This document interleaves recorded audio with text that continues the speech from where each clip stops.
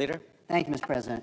Mr. President, we're going to vote here real soon on a bill that's been worked on for many, many months. And I want to start by thanking the staff on the committees, the relevant committees, the floor staff, everybody that's been around that has to put in the hours and get us to where we are today.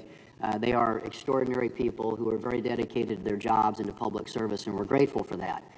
And I will say, too, because we went through the reading of the bill, which the Democrat leader just pointed out was important for people to hear, through the middle of the night, and, I don't think there was a big American audience for that. I think a lot of people were at their jobs, working their shifts. People like nurses and firefighters who are going to benefit under this bill. To think that they were sitting there in their jobs watching the bill be read on the floor for endless hours in the middle of the night, I'm not sure what that achieved, but I'll tell you what the senator said, the Democrat leader, back in 2021, when a Republican senator required that to be done. He said this, and I quote, "It will accomplish little more than a few sore throats for the Senate clerks who work very hard day in, day out to help the Senate function," end quote. And those clerks are here today, and one of the reasons that we tried to give them a break last night is because they had to stay here the night before to read through the bill. In the dead of the night, nobody watching, but they did it. So hopefully they got a little bit of rest last night so we can start this off. Mr. President, the Tax Cuts and Jobs Act was one of the most successful economic policy pieces of legislation in history, and the data bears it out. You look at what happened after the Tax Cuts and Jobs Act passed, unemployment hit a 50-year low, poverty levels at record level lows, and incomes grew. Incomes and wages increased, most among lower-income Americans. We started to narrow the wage gap as a result of the passage of the Tax Cuts and Jobs Act. So what is this about? This is about extending that tax relief so the same people that benefited from it back in 2017 and for the last 8 years don't end up having a colossal, massive tax increase hitting them in the face come January 1. Now, who are those people, Mr. President? It's people, it's families making less than $400,000 a year on whom the bulk of this would fall. $2.6 trillion of this tax hike that they're supporting would hit families making less than $400,000 a year.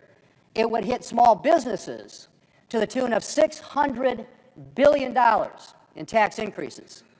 These are pass-through businesses, the businesses who are out there creating the jobs every day. If we don't do this, they're going to face a $600 billion tax increase. That's what we're talking about. And if you want to put it in plain terms, if you're one of those families making less than $400,000 a year, the child tax credit would be cut in half. The standard deduction would be cut in half.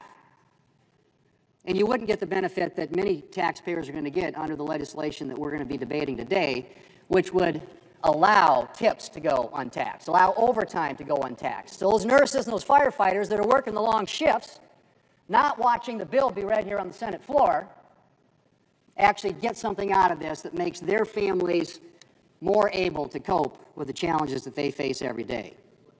So the Tax Cuts and Jobs Act was a massive, by any stretch of the imagination, success. And probably no better evidence of that than the fact that the Congressional Budget Office, which has been quoted a lot here in the last few hours, actually underestimated the amount of revenue that would come into the federal government by $1.5 trillion. Estimated the amount of growth, underestimated, the amount of growth in the economy by 5.4%. Dramatically underestimated what it would generate in terms of revenue and what it would generate in terms of growth. So let's just say what this is. And by the way, billionaires next year will pay the same tax rate they're paying this year. The people who are going to get hit with a tax increase if we don't do something are those families making less than $400,000 a year.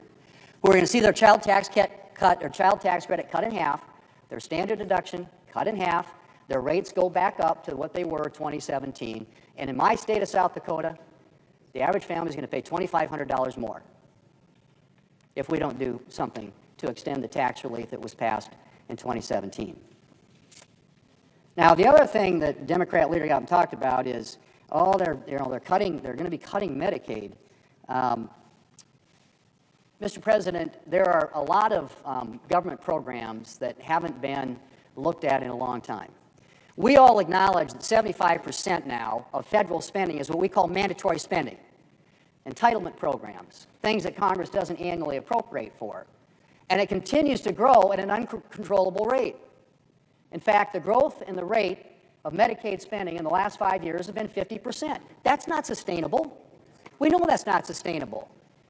And in the time I've been here, we have never, ever done anything to reform and improve and strengthen these programs that are growing at an unsustainable rate that will wreck our economy and wreck our country if we don't start making some changes. And so, yes, there are some improvements and reforms to Medicaid to make it more efficient, to make sure that the people who are supposed to benefit from Medicaid do, and that it doesn't go to people who shouldn't benefit from Medicaid. Now, most of the increase in spending in Medicaid has been in what we call the expansion population. And that's the number of people out there for whom states get a 90% reimbursement from the federal government. And so that has grown dramatically. And what does that represent? It's a lot of able-bodied adults, people who should be working, people who are perhaps, don't need to be getting the assistance that's designed for people who are disabled and low-income elderly and pregnant moms. That's what Medicaid was about. And states have, with the federal government, a partnership shared for the years at a traditional rate. The expansion population is 90% paid for by the federal taxpayers. And so what do states do? They game the system to get more federal money. They add more people to the rolls. And so you have people on the rolls today who are here illegally, you have people on the rolls here today who are not eligible for this program, and you have people here today for whom there is, in that program, for whom there's no work requirement. And so what this does, it makes some reforms, one of which includes work requirements. I don't think that's a novel concept. It certainly isn't a concept that I think most Americans would disagree with. In fact, it was a Democrat president. Back in the 1990s, there was something called welfare reform. Bill Clinton, a Democrat president, proposed work requirements for welfare recipients. And you want to know something? The work requirements in the Welfare Reform Act passed back in 1996 and signed into law by Democrat President Bill Clinton had stronger work requirements that are included in this bill. Stronger work requirements in a bill passed, signed into law by a Democrat president than what's in this bill, and proposed, I might add, by a Democrat president. So that's one of the reforms that we're making. And these are reforms, Mr. President, are going to make this program stronger, more effective, more efficient, improve it in a way that it gets the assistance to the people for whom it was intended and not to people who are gaming the system. And yes, we address the issue of provider taxes, which has been abused. No question about it. It's another way to leverage federal money, get more federal money into the state coffers, and the states have used it for things not just to cover people, but also for other reasons. And you like states like New York and California who've gamed the system.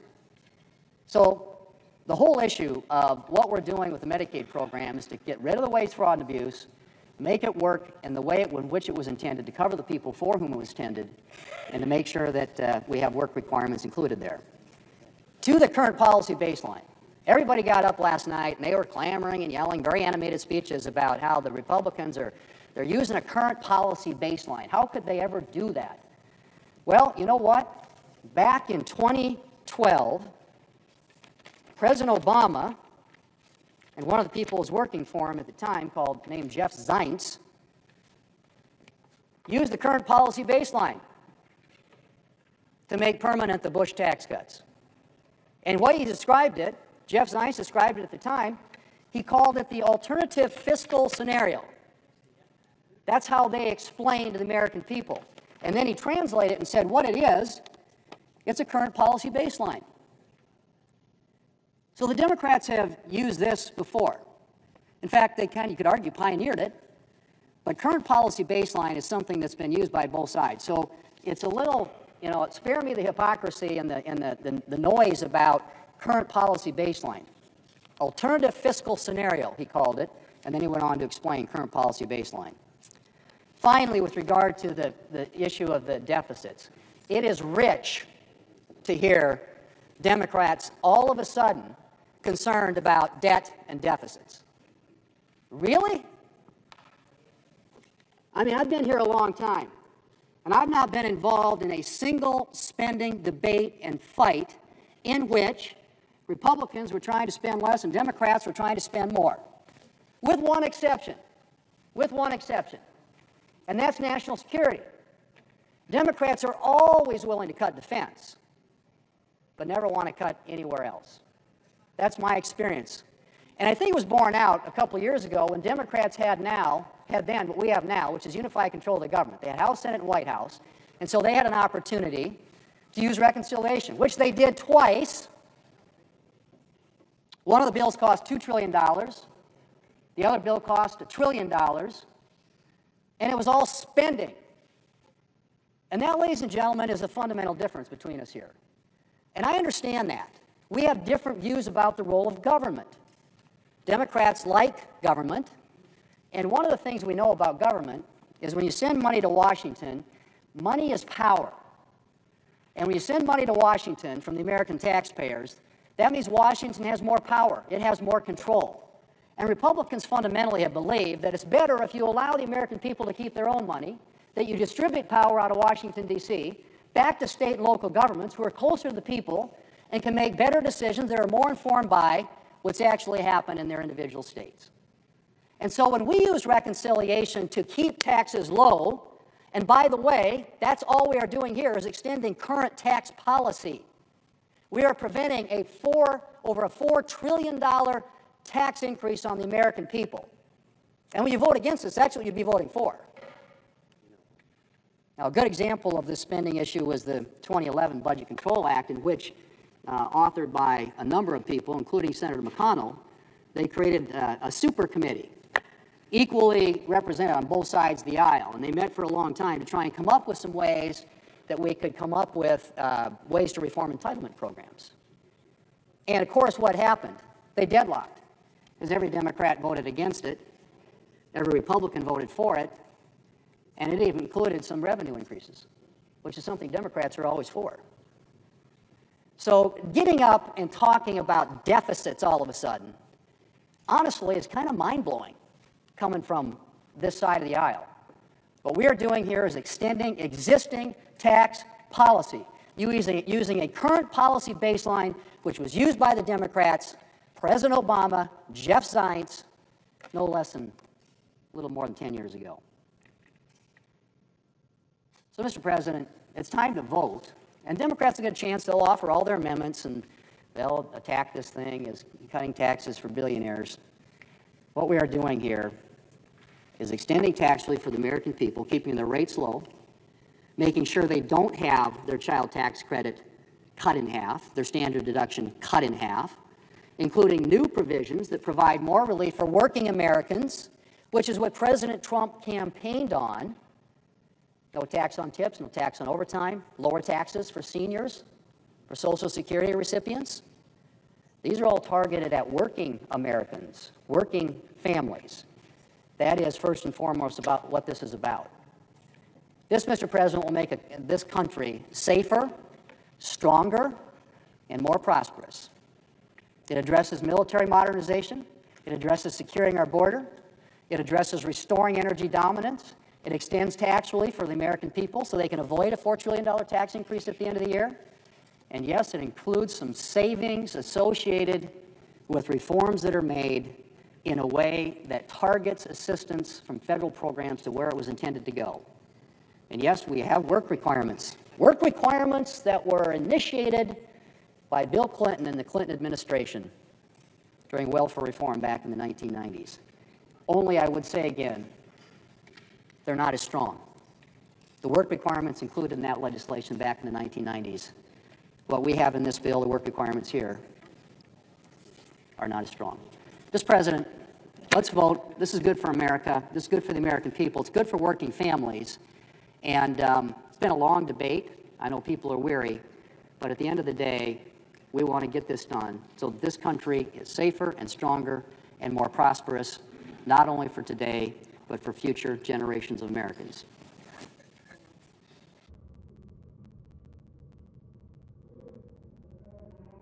And that there be 2 minutes equally divided prior to all roll call votes in relation to calendar number 107, H.R. 1. Without objection.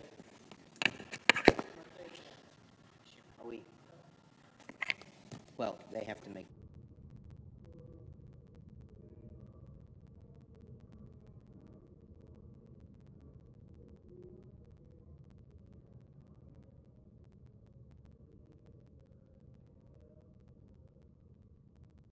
Okay, so, I recognize the Democrat leader. well, we're about to vote on something that we have never seen before in the Senate. And rather than be honest with the American people about the true costs of these billionaire giveaways, and by the way, I didn't hear Donald Trump campaigning on tax breaks for billionaires, which is the main thrust of this bill. He wouldn't tell them about that. But Republicans are doing something the Senate has never done before, deploying fake math, accounting gimmicks to hide the true cost of the bill. Look, Republicans can use whatever budgetary gimmicks they want to try and make the math work on paper, but you can't paper over the real-life economic consequences of adding tens of trillions to the debt, and that's what this does. Make no mistake about it, and it's the way we've always calculated things. So, to vote yes on this, make no mistake about it, my colleagues, will in a dramatic way further erode the Senate. I urge a no vote. Mr. President, I recognize the senator from South Carolina. as to being weary, I feel great. I've never felt better. I've been wanting to do this for like a long time, and our ship's about in. So I'm very happy, Budget Chairman. As to what we're talking about right now, we're not overruling the parliamentarian because she said it was up to the Budget Chairman to set the baseline. The chair made a decision that was right. The budget resolution gives me the authority that we all passed to do this. In 2008, Senator Conrad changed the baseline to accommodate the Farm Bill, and the Republican former chairman, Judge Gregg, said the chairman of the Budget Committee declared the new baseline under a new budget. The budget chairman has the right to do that. That's what I'm doing. In 2022, Senator Sanders directed CBO to write a new scoring rule, changing the baseline to get Head Start money into the budget. So this has been done. In 2012, in a bipartisan fashion, as the Bush tax cuts were about to expire, they extended them using current policy. Back home, what I'm trying to do, and I'm very happy about it, is make sure the tax cuts don't expire 10 years from now. I want you to be able to go to bed tonight and wake up tomorrow knowing the tax cuts you have there are permanent, unless one day my Democratic colleagues change it through resolution, through reconciliation. So if you're for open borders, this bill is your worst nightmare because we control the border. If you want higher taxes, which apparently they do, this bill is your nightmare because we're going to keep tax cuts low. If you want to have a weak military, this is a bad bill for you because we give the military $150 billion. If you think Washington should control spending, this is a good bill for you. If you think the government is running just perfectly and nothing can be changed, this is your nightmare. So for those big liberal folks who I like personally, this bill is a nightmare for you. This bill is good for the American people who work hard. People got to work when they can. That's a good thing. If you want taxes low, we deliver. If you want to secure the border like President Trump has done, we make it that way forever by having $175 billion spent to get it controlled forever, not just right now. This is a good bill. We're doing nothing that we haven't done before. Vote yes to uphold the ruling of the chair. We're starting a process that is long overdue in this town, controlling spending, keeping taxes down, making the military strong, and finally looking at a way to get efficiency in government. Vote yes.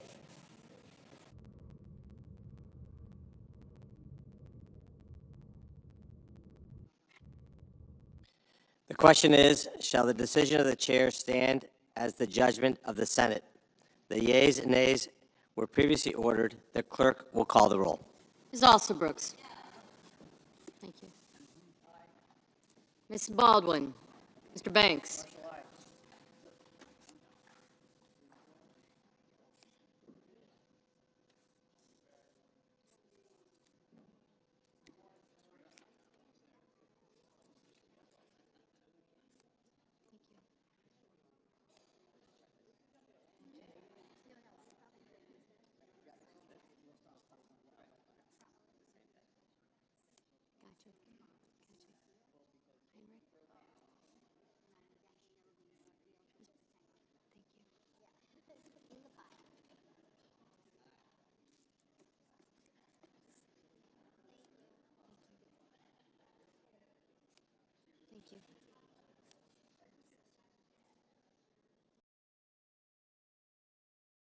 Mr. Bennett. Mrs. Blackburn.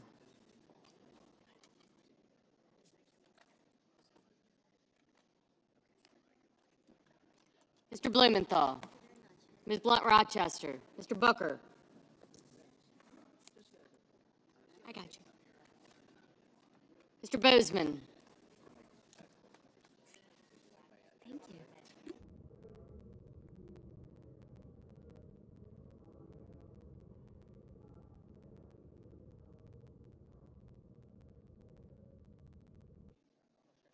Mr. Bozeman, Mrs. Britt. Mr. Budd. Ms. Cantwell. Mrs. Capito. Mr. Cassidy. Ms. Collins. Mr. Coons. Mr. Cornyn. Ms. Cortez Masto.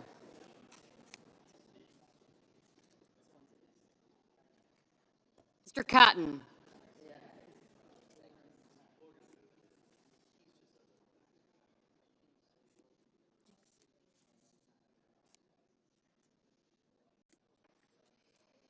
Mr. Kramer, Mr. Crapo, Mr. Cruz, Mr. Curtis, Mr. Daines, Ms. Duckworth, Mr. Durbin,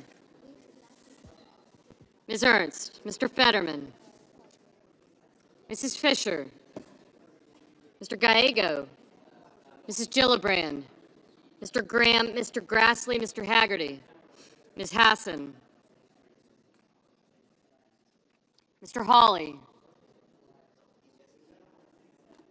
Mr. Heinrich,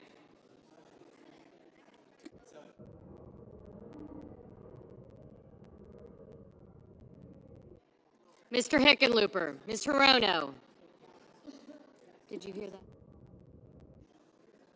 Mr. Hoven, Mr. Husted, Mrs. Hyde-Smith, Ms. Lummis, Mr. Johnson, Mr. Justice, Mr. Kane, Mr. Kelly, Mr. Kennedy, Mr. Kim, Mr. King, Ms. Klobuchar, Mr. Langford, Mr. Lee, Mr. Lujan, Ms. Lummis, Mr. Markey, Mr. Marshall, Mr. McConnell, Mr. McCormick, Mr. Merkley, Mrs. Moody, Mr. Moran, Mr. Marino, Mr. Mullen, Ms. Murkowski, Mr. Murphy, Mrs. Murray, Mr. Ossoff, Mr. Padilla, Mr. Paul, Mr. Peters, Mr. Reed, Mr. Ricketts, Mr. Risch, Ms. Rosen, Mr. Rounds, Mr. Sanders, Mr. Schatz, Mr. Schiff,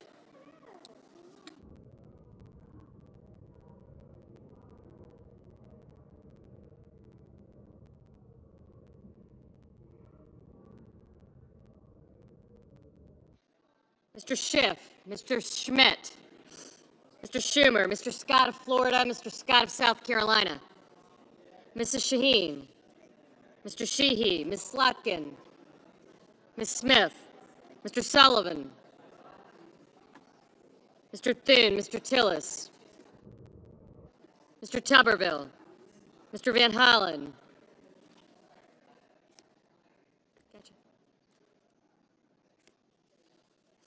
Mr. Warner, Mr. Warnock, Ms. Warren, Mr. Welch, Mr. Whitehouse, Mr. Wicker, Mr. Wyden, Mr. Young,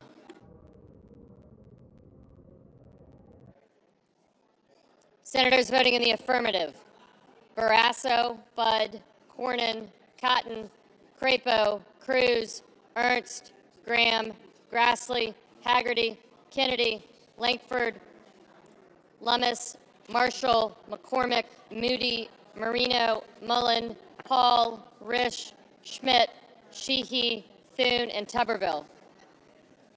Senators voting in the negative: also Brooks, Bennett, Blunt Rochester, Cantwell, Cortez Masto, Hassan, Heinrich, Kane, King, Markey, Merkley, Ossoff, Padilla, Rosen, Schumer, and Smith. Mr. Justice? Aye. Mr. Kramer? Aye. Mr. Lujan? No. Mr. Whitehouse? No. Mrs. Blackburn? Aye.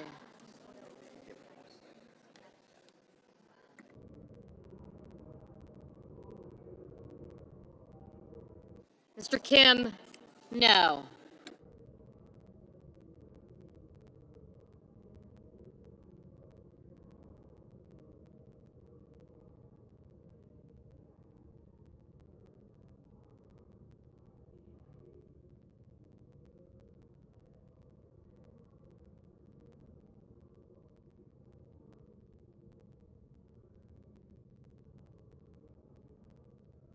Mr. Durbin? No. Mrs. Capito? Aye.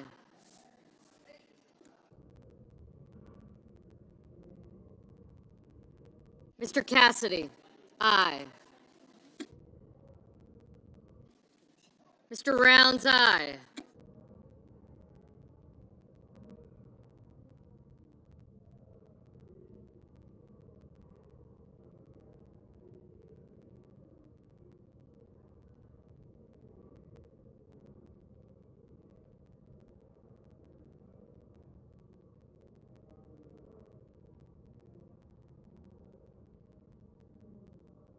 Mr. Peters? No.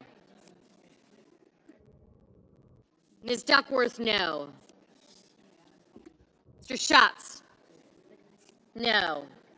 Mr. Husted? Aye.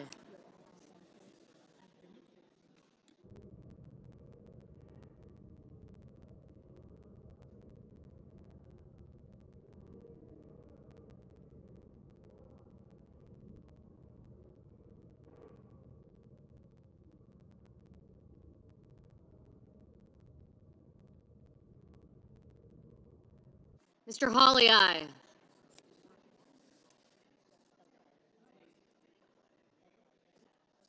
He said,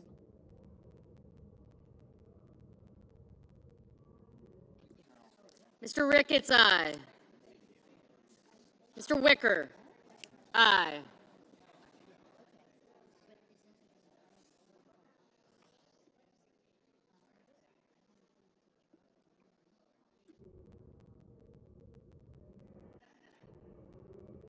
Mr. Gallego? No.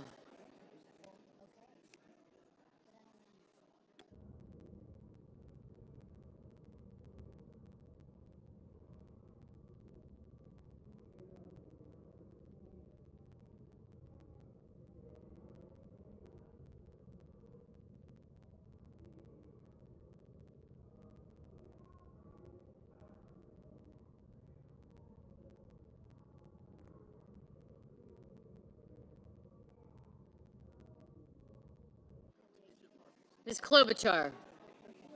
No.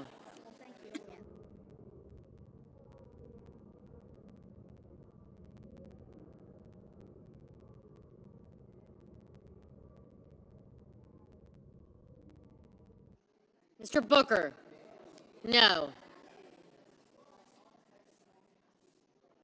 Mr. Sullivan, aye. Mr. Johnson? Aye. Ms. Warren? No.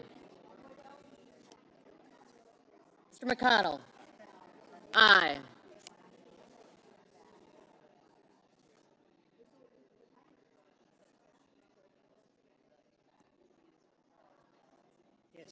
Mr. Bozeman, aye.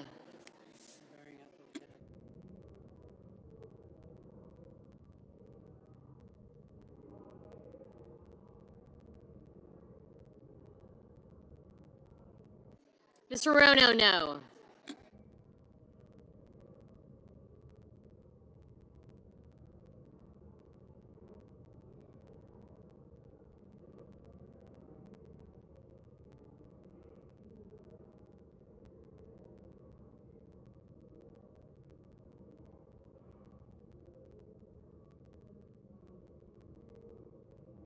Mr. Lee, aye.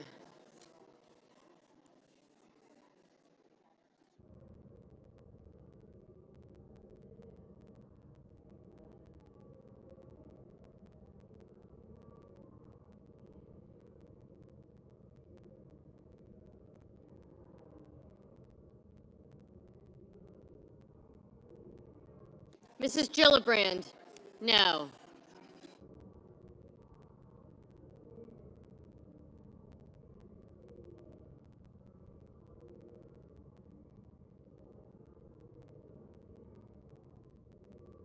Mr. Reed, no.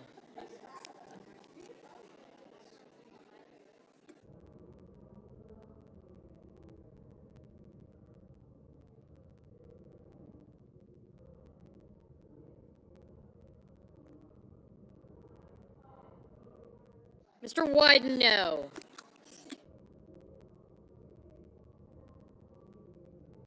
Mr. Hickenlooper, no. Mr. Scott of Florida, aye. Mr. Curtis, aye. Mr. Scott of South Carolina, aye.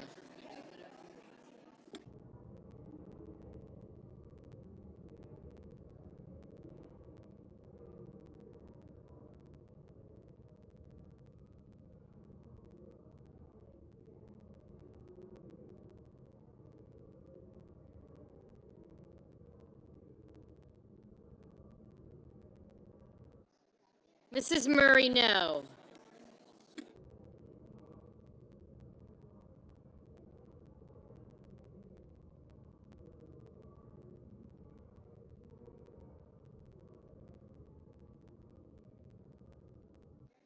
Mr. Daines, aye.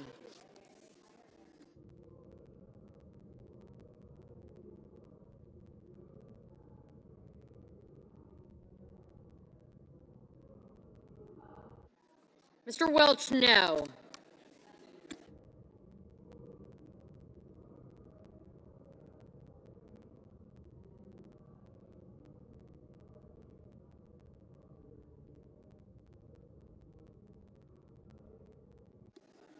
Mr. Banks, aye.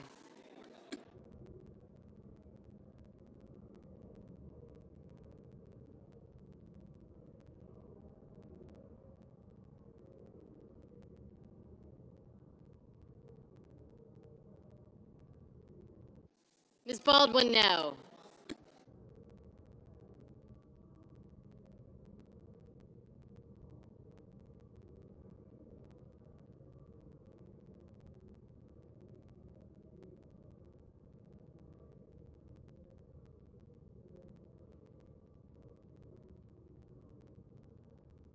Mr. Fetterman, no.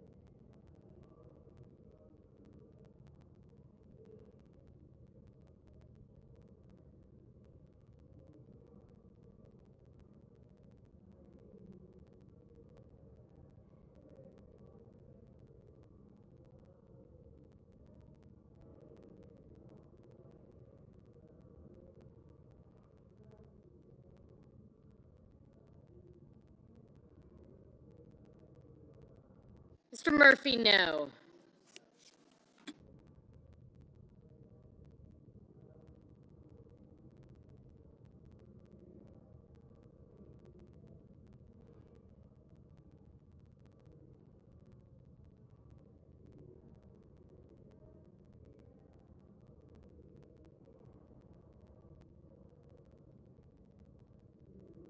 Mrs. Britt, aye.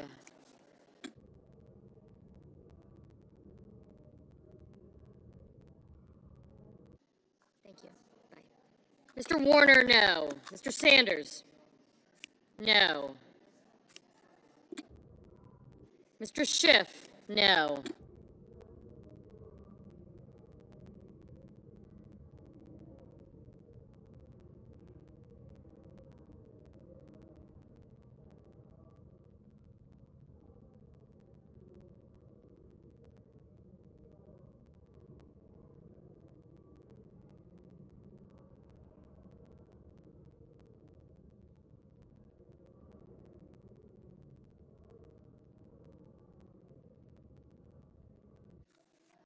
Ms. Collins, aye.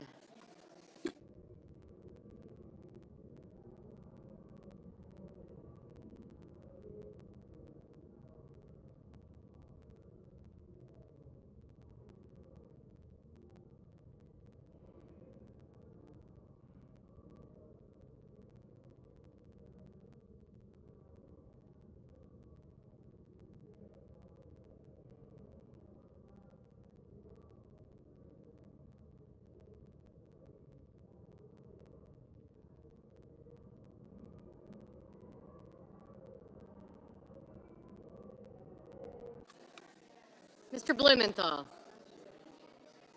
no. Ms. Slotkin, no.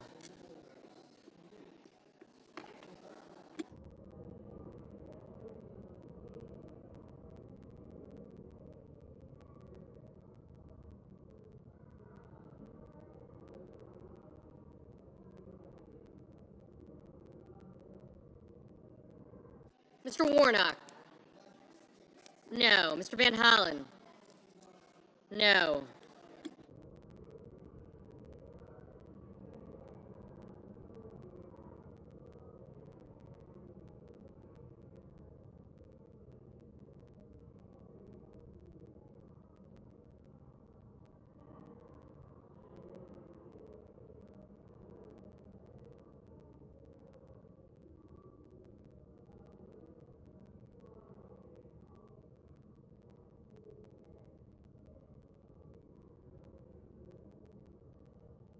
Mr. Tillis, aye.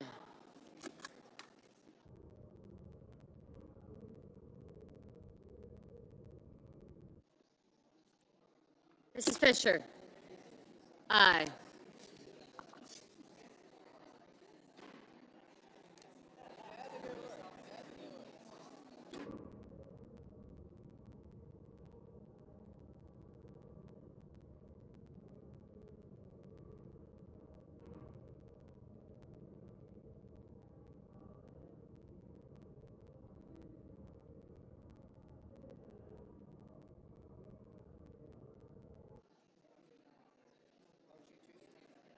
Mrs. Hyde-Smith, aye.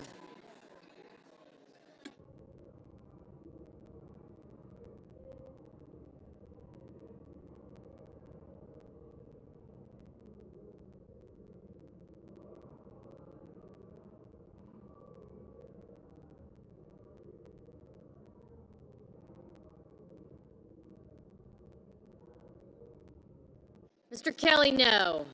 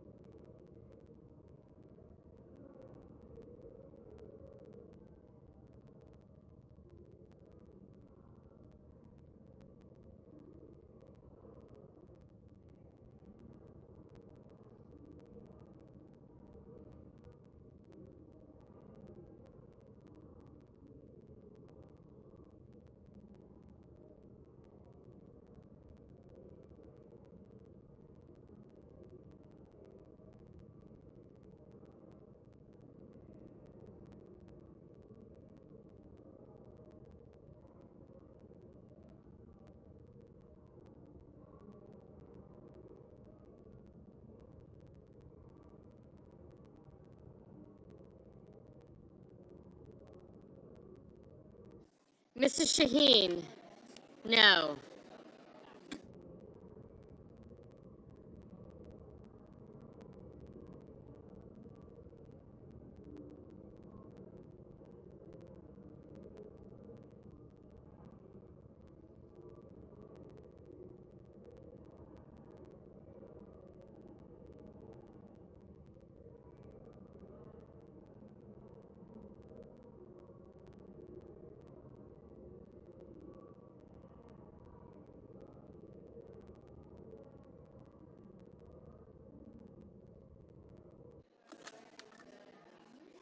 Mr. Moran, aye.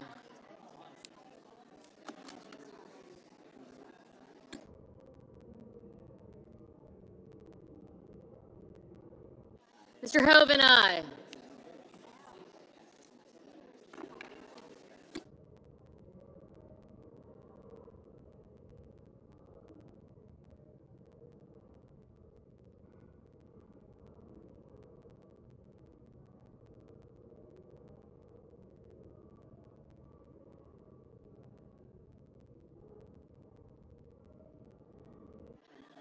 Ms. Murkowski, aye.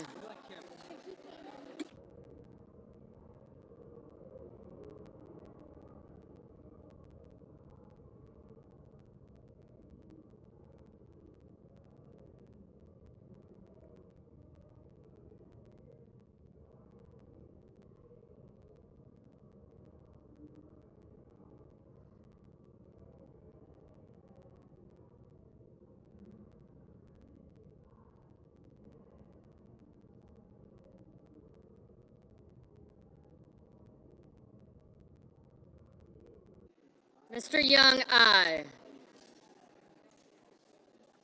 Just kidding.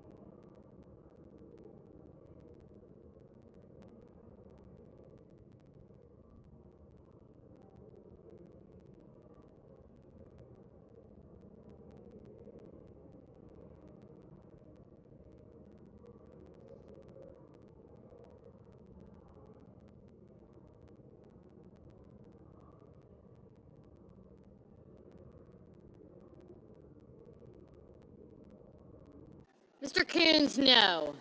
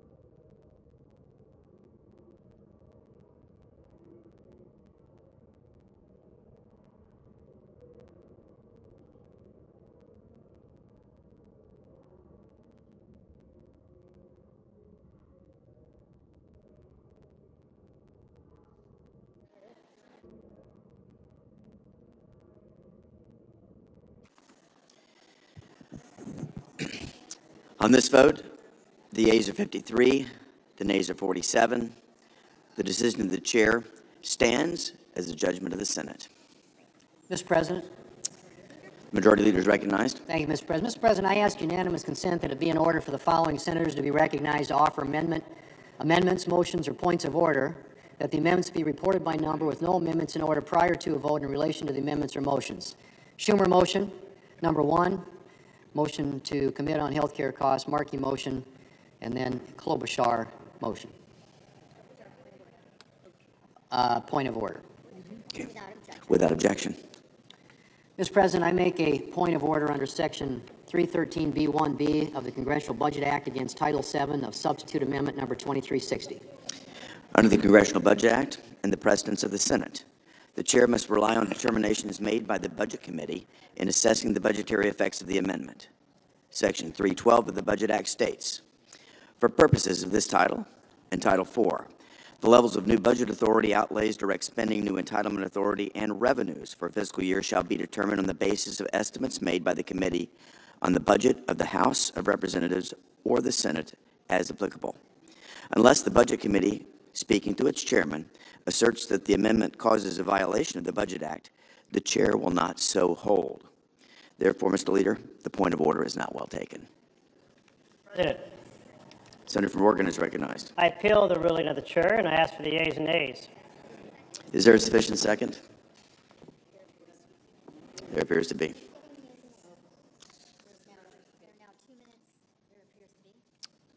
There appears to be. There are now 2 minutes of debate, equally divided. Senator from Oregon. I ask the CBO letter of June 29 to the ranking member of the Budget Committee be submitted for the record. Without objection. And in this letter, it notes that the baseline was prepared, the alternative baseline, based on a request made by the chairman of the Senate Committee on the Budget. But the letter goes on to say this. The CBO estimates that enacting this title would increase the deficit by nearly $3.5 trillion over the 2025-34 period. Clearly, that amount, done by honest numbers from CBO, exceeds the budget resolution level, and therefore we should not affirm the ruling of the chair. It is said in this ruling, I just heard, that precedent provides a foundation for this. But in fact, the ability of the chair to create a phony baseline has never been used in reconciliation. Not ever. And in fact, the example cited over Head Start, that never appeared in any budget reconciliation. And in fact, that conversation about Jeffrey Zients that we heard from the majority leader, that too was absolutely wrong. Current law was used for estimating the cost of that bill. This time has expired. 51-year tradition of the Senate. The senator's time has expired. Mr. President. The leader is recognized. I'm sorry. Senator from from Idaho is Idaho. recognized. Sorry. Mr. President, we're just rehashing the same old arguments, but I want to make something really clear. This Congress, in the budget resolution for this reconciliation, adopted the current policy baseline. CBO scored that current policy baseline. It said that our bill generates a $506 billion deficit reduction. The ranking member for the Budget Committee asked them to give it a new score based on a different baseline, the current law baseline, which says that we have to say that if we don't raise people's taxes, that we're causing a deficit. They said they would, they always do. They give the scores that different members of Congress ask them to give, and they gave that score and said, well, if you raise taxes by $4 trillion, then you will have a $4 trillion increase in tax revenue. That's what the whole debate is about, folks. You can complain and use different words and deficits and all that stuff. There is a CBO score on the baseline adopted by this Congress on this resolution that sets the score at $506 or $507 billion of deficit reduction. Okay.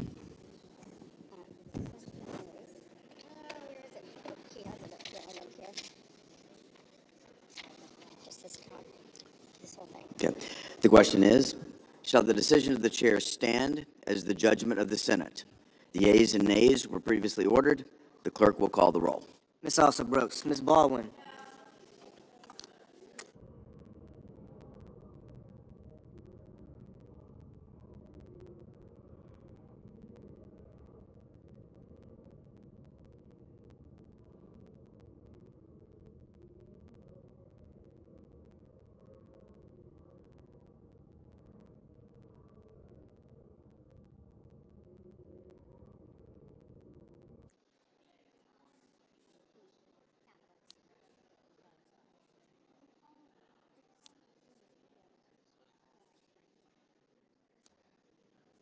Mr. Banks,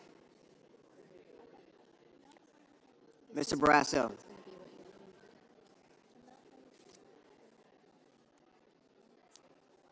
Mr. Bennett, Mrs. Blackburn,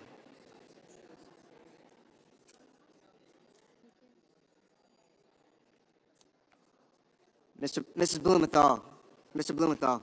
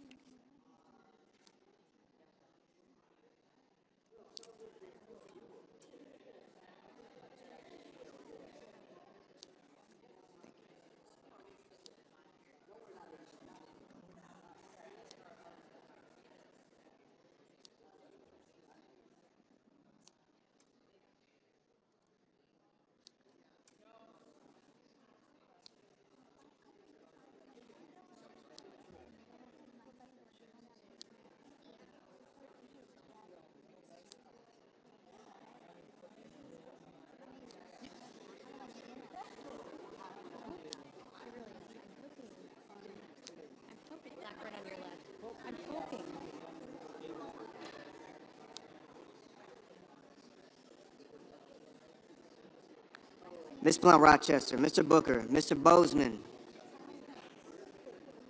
Mrs. Britt, Mr. Budd, Ms. Cantwell, Mrs. Capito, Mr. Cassidy, Ms. Collins, Mr. Coons,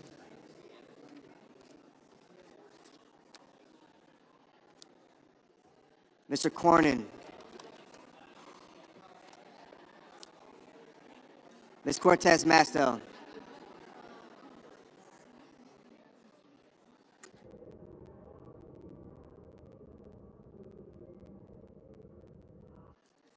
Mr. Cotton, Mr. Kramer,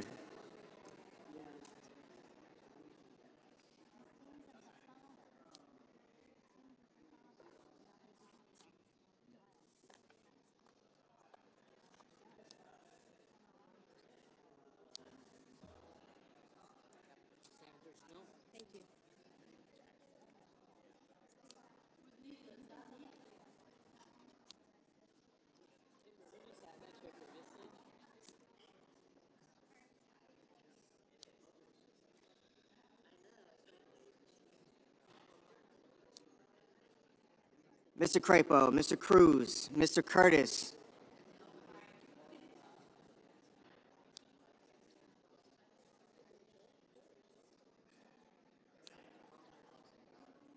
Mr. Daines,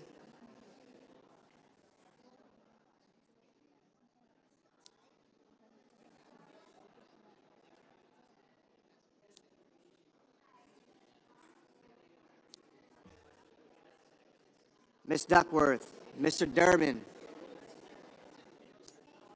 Ms. Ernst, Mr. Fetterman, Mrs. Fisher, Mr. Gallego, Mrs. Gillibrand, Mr. Graham,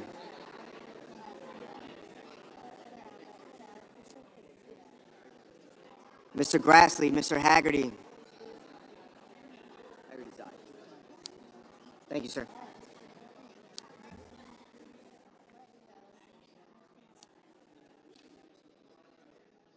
Ms. Hassan, Mr. Hawley, Mr. Heinrich,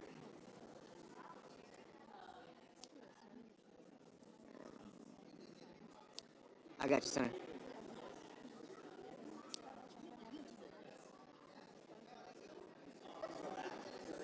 Mr. Hickenlooper. Ms. Hirono.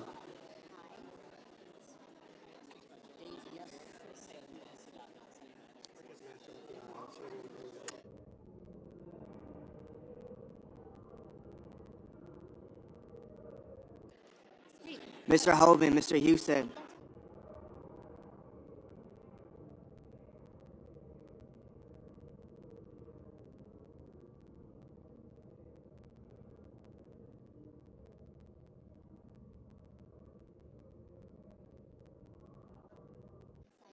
Mrs. Hyde Smith.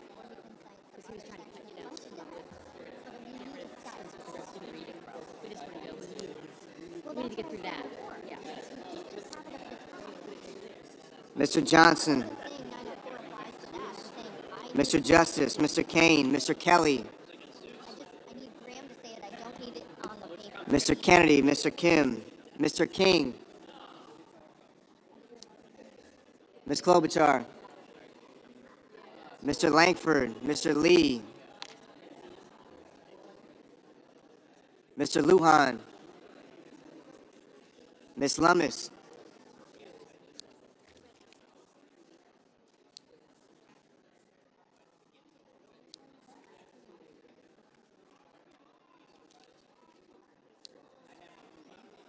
Mr. Markey,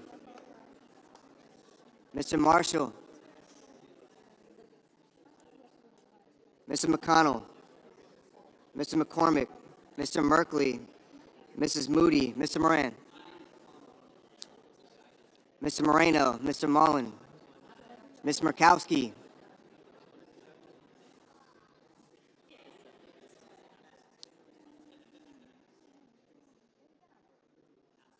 Mr. Murphy, Mrs. Murray, Mr. Ossoff, Mr. Padilla, Mr. Paul, Mr. Peters, Mr. Reed, Mr. Ricketts,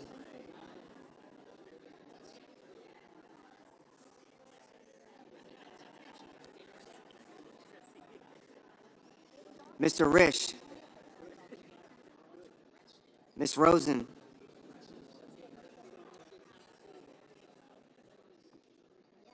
Mr. Rounds, Mr. Sanders, Mr. Schatz, Mr. Schiff,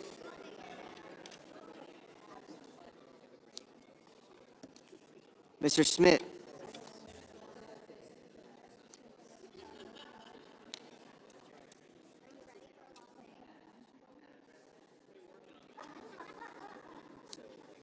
Mr. Scott of Florida, Mr. Scott of South Carolina, Mrs. Shaheen, Mr. Sheehy, Ms. Slotkin, Ms. Smith, Mr. Sullivan,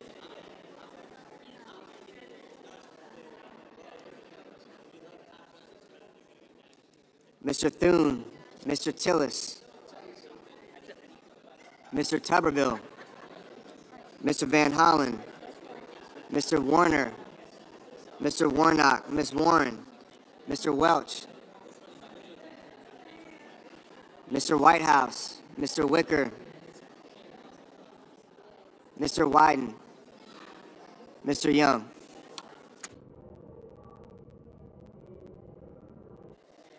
Senators voting in the affirmative: Banks, Barrasso, Blackburn, Britt, Budd, Cassidy, Kramer, Crapo, Cruz, Curtis, Daines, Ernst, Fisher, Graham, Grassley, Haggerty, Hawley, Hovind, Husted, Justice, Kennedy, Langford, Lee, Lummis, Marshall, Moody, Moran, Moreno, Mullen, Paul, Rounds, Scott of Florida, Sheehy, Thune, Tuberville, Wicker, Young.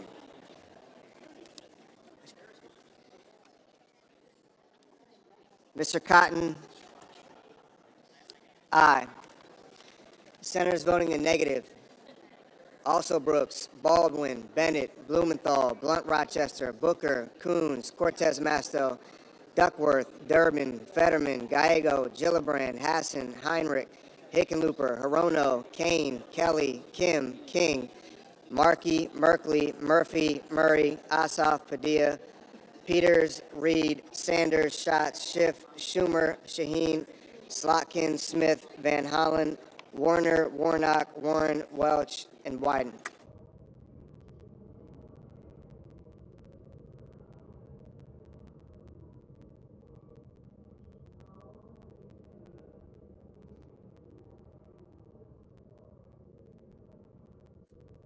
Mr. Whitehouse, no.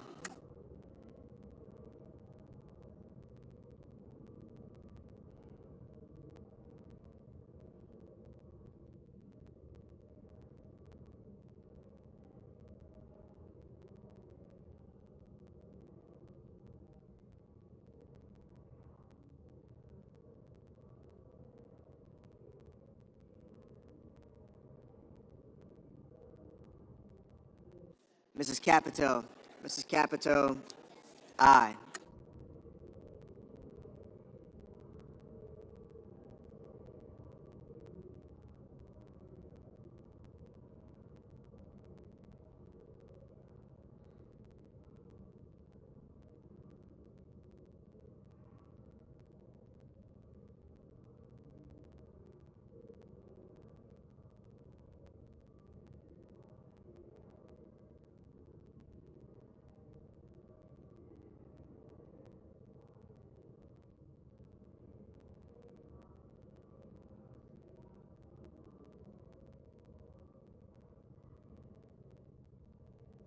Ms. Cantwell, no.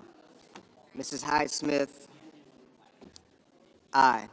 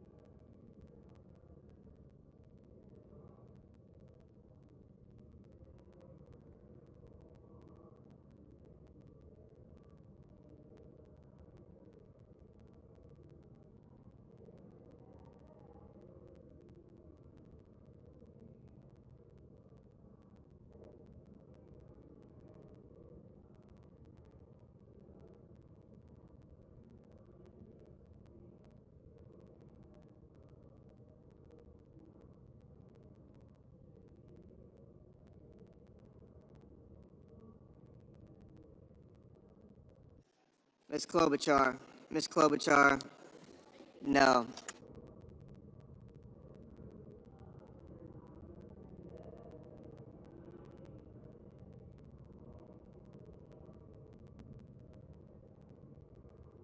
Ms. Collins, Ms. Collins, aye.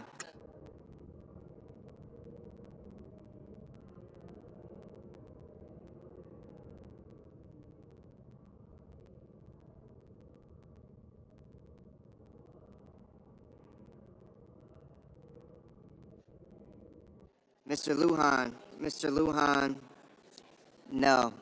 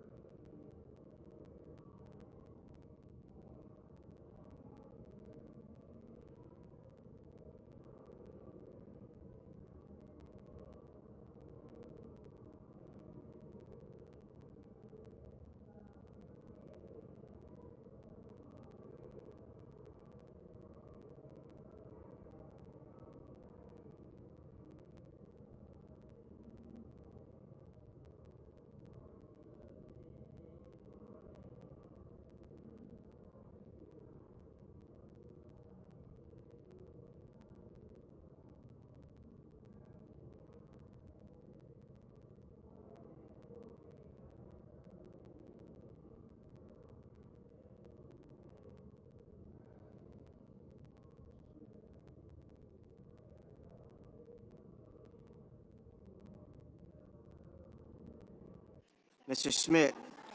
Schmidt, aye.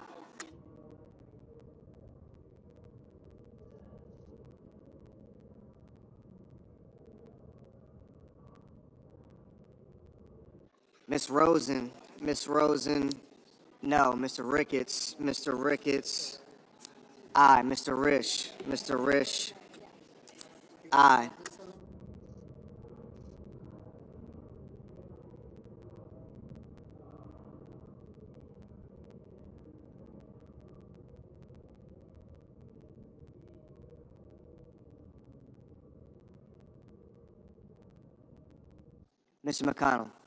Mr. McConnell, aye.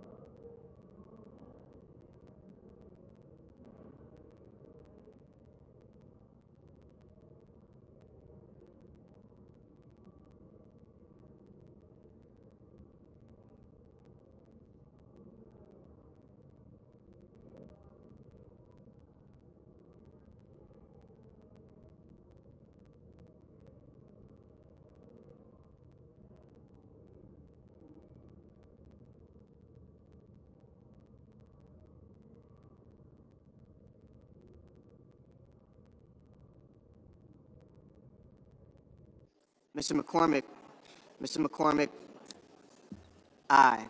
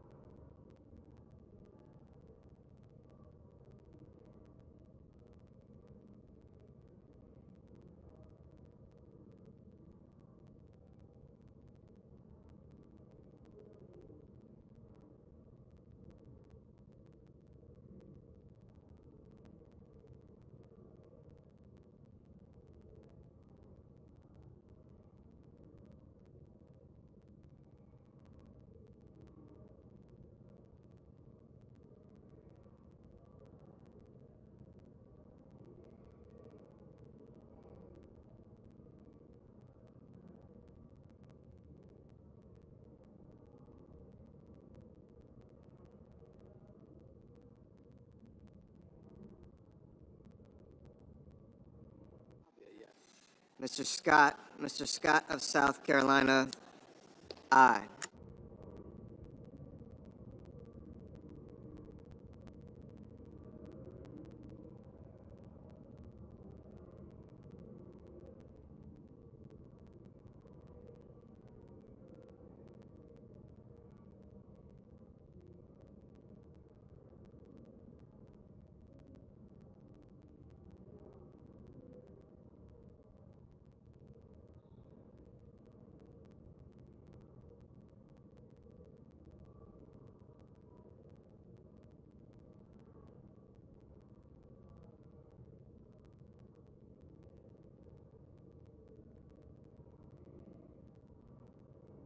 Mr. Johnson, aye.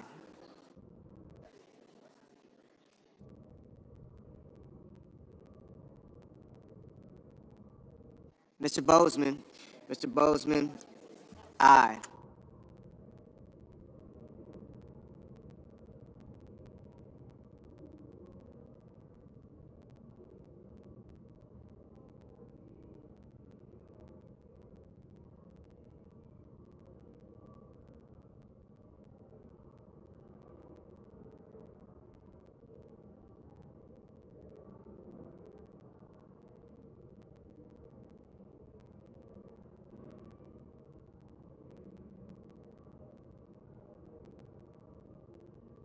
Mr. Tillis, aye.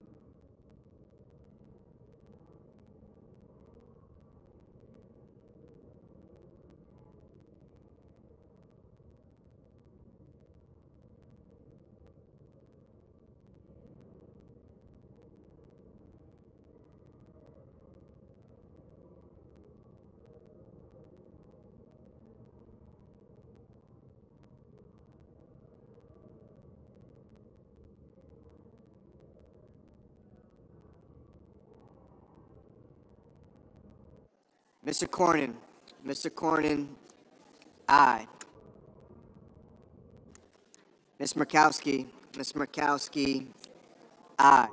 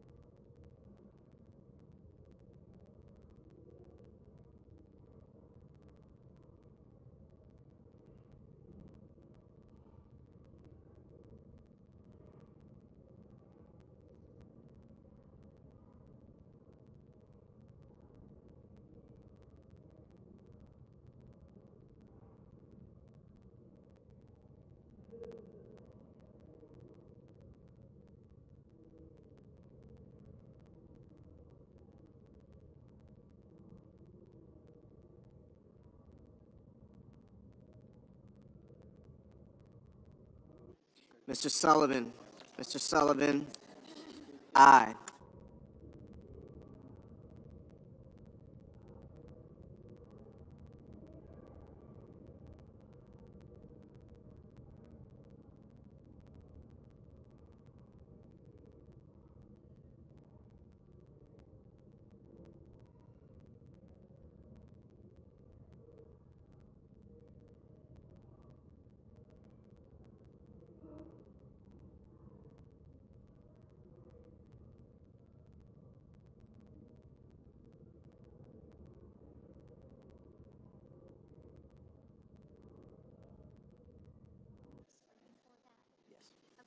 I don't see how we can, We voted. yeah, I don't see how we cannot.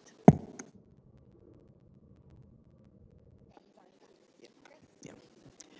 On this vote, the yeas are 53, the nays are 47. The decision of the chair stands as the judgment of the Senate.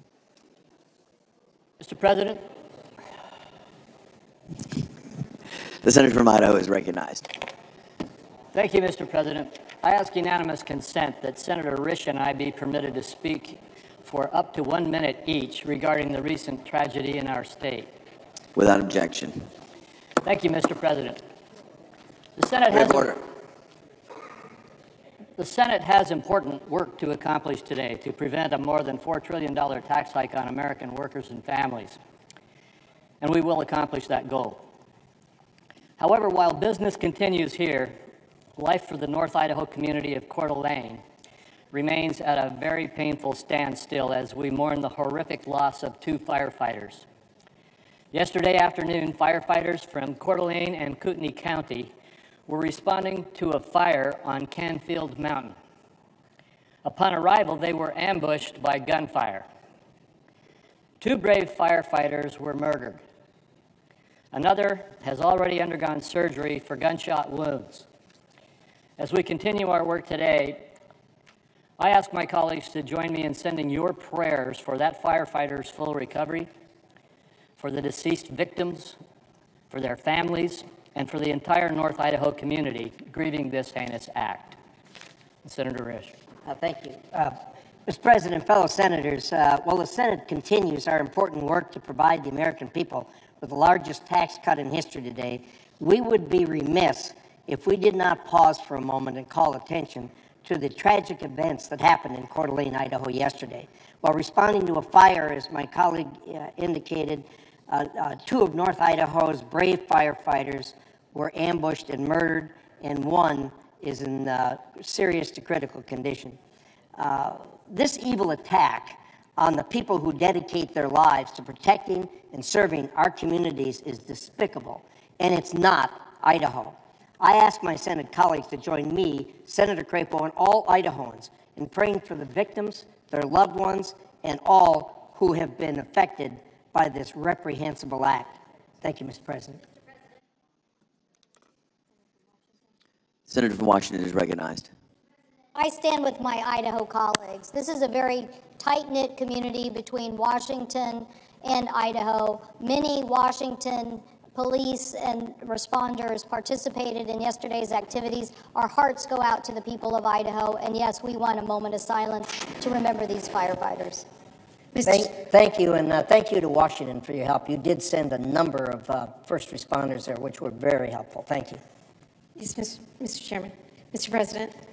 Senator from Washington is Mr. recognized. President, I too just want to stand and join with our colleagues from Idaho with our deep sorrow for everyone in those impacted communities. It is close to the border of Washington. Many of our responders joined with all of you, and our hearts and thoughts go and prayers go to everyone impacted. That community will be devastated for a long time to come. Thank you. And as we close, I would just like to thank my colleagues from Washington, as well as all of you. Many of you have come up and expressed your sentiments today. And I would say even the federal workers were there, the FBI and others. There was a huge influx of support from those who put their lives on the line every day. And some lost their lives yesterday. And so because of that, I just ask that you join us for just a moment of silence and prayer.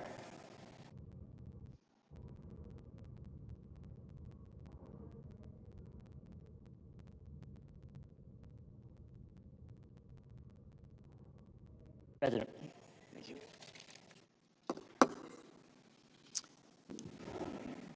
Mr. President, Senator from New York is recognized. I have a motion to commit at the desk. Clerk will report. The senator from New York, Mr. Schumer, moves to commit the bill H.R. 1 to the Committee on Finance, the Senate, with instructions to report the same back to the Senate in 3 days, not counting any day which the Senate is not in session. I ask that further reading of the motion be dispensed with. Without objection. Mr. President, can we have order, please? This amendment, the first we will offer, is simple. It undoes the travesty that is at the core of the Republican bill. Their bill, the so-called Big Beautiful Bill, which is really a big, ugly betrayal, cuts taxes for billionaires by taking away health care from millions of people. So what my amendment simply says, if people's health care costs go up, the billionaire tax cuts vanish.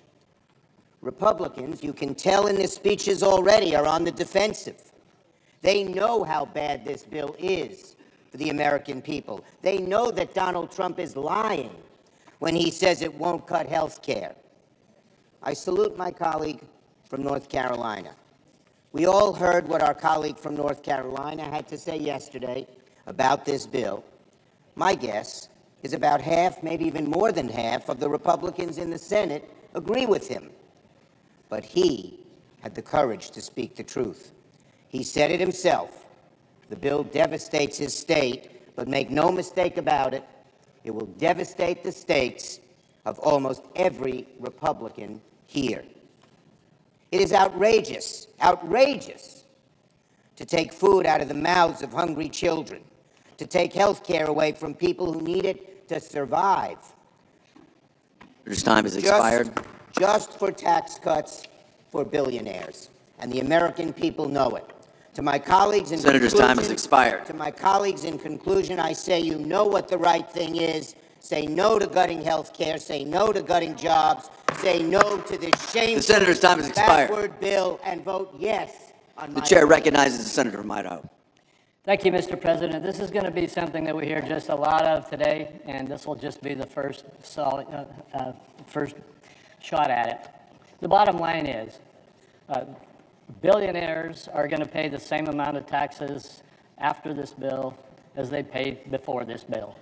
They're going to pay the same amount. This notion about billionaires getting a tax cut at the expense of everybody else is just the politics of class rather than the politics of fear. The rest of the argument is the politics of fear. The reality is the reforms we are putting into place are to try to rein in control of wasteful and fraudulent and abusive spending that actually diverts resources away from the people who these programs really deserve to receive. I urge a strong no vote against this amendment. Is there a sufficient second? There appears to be. Clerk will call the roll. Ms. Alsobrooks. Ms. Baldwin.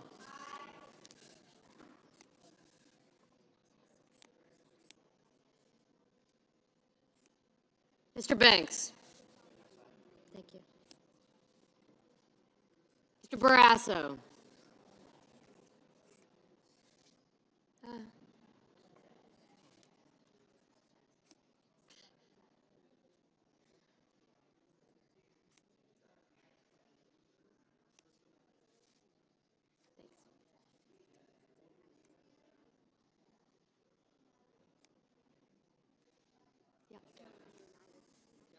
Thank you.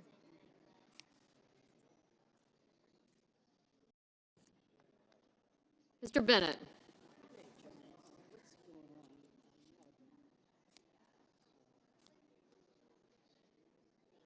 Mrs. Blackburn, Mr. Blumenthal, Ms. Blunt Rochester. Mr. Bucker. Mr. Bozeman.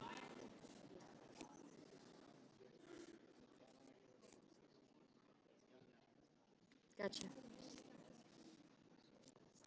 Thank you.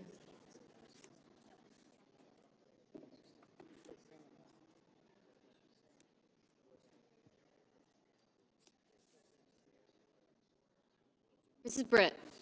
Mr. Budd. Ms. Cantwell.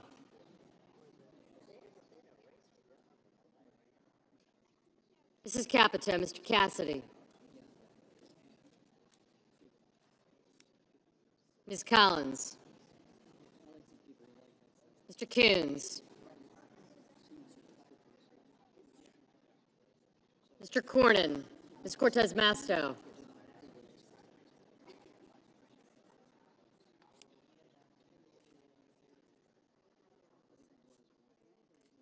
Mr. Cotton.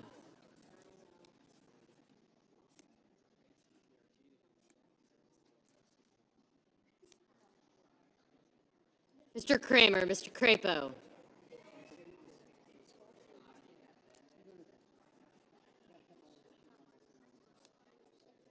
Mr. Cruz. Mr. Daines. Ms. Duckworth. Mr. Durbin.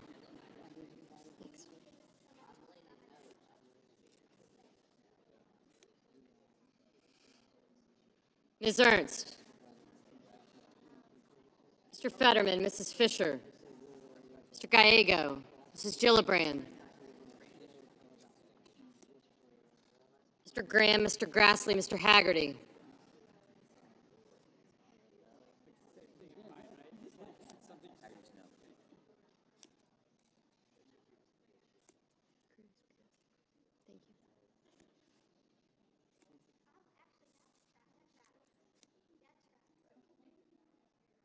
Ms. Hassan, Mr. Hawley.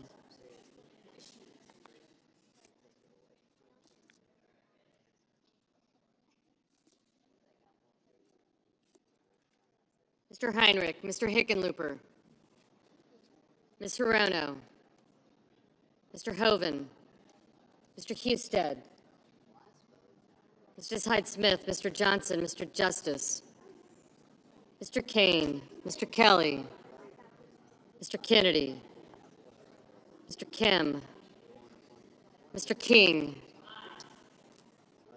Ms. Klobuchar, Mr. Langford, Mr. Lee, Mr. Lujan, Ms. Lemus, Mr. Markey, Mr. Marshall, Mr. McConnell, Mr. McCormick, Mr. Merkley, Mrs. Moody, Mr. Moran,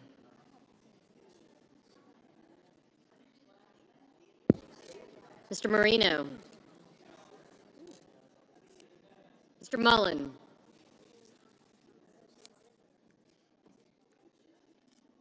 Ms. Murkowski,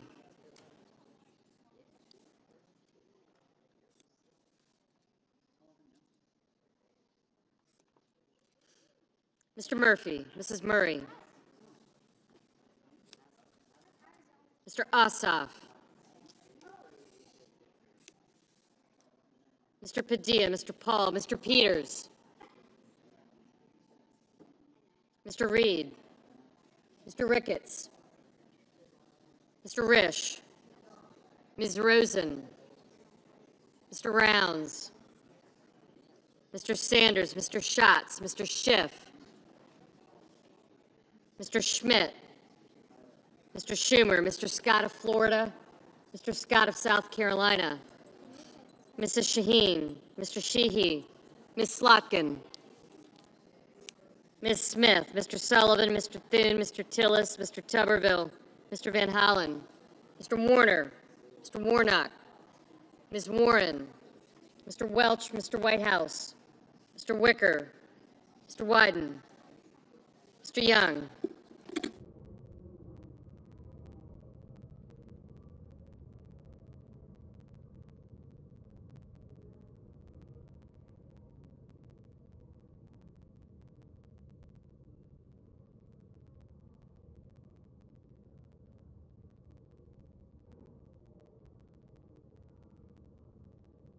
Senators voting in the affirmative. Also Brooks, Baldwin, Bennett, Blumenthal, Blunt Rochester, Duckworth, Durbin, Gallego, Hassan, Heinrich, Kane, Kim, King, Klobuchar, Lujan, Merkley, Murray, Padilla, Rosen, Sanders, Schatz, Schumer, Shaheen, Slotkin, Smith, Van Hollen, Warren, Welch, Whitehouse, and Wyden. Senators voting in the negative.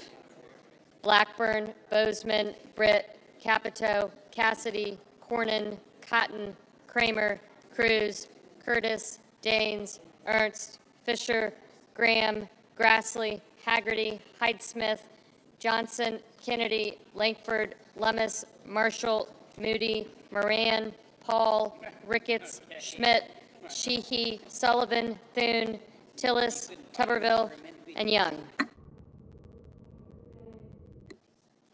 Mr. Banks, no. Mr. Husted, no. Mr. Reed, aye.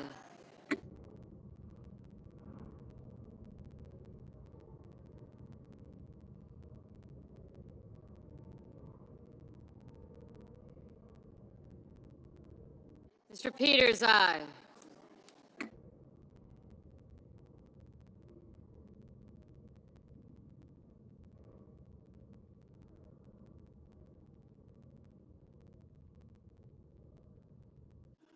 Mr. Crapo, no.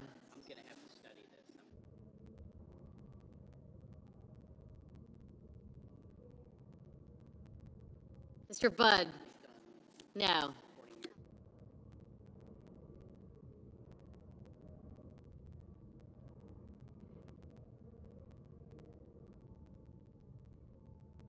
Mr. Hawley, no. Mr. Ossoff, aye. Mr. Mullen, no.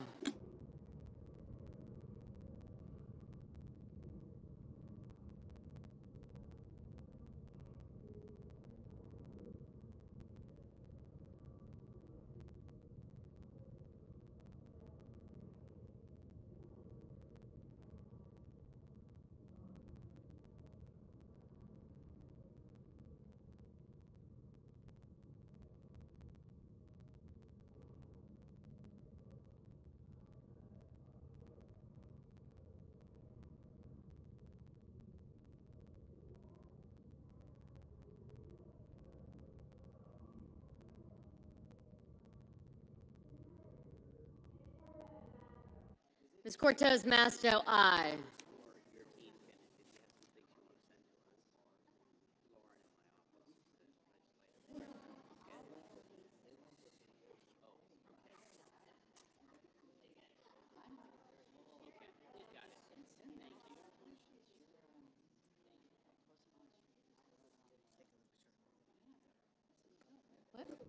Mr. Hickenlooper, aye.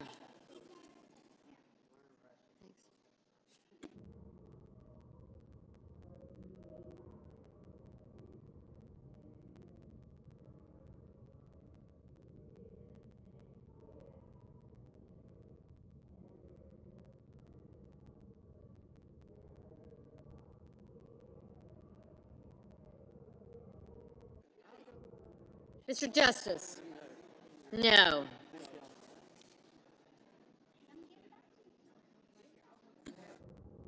Ms. Murkowski, no.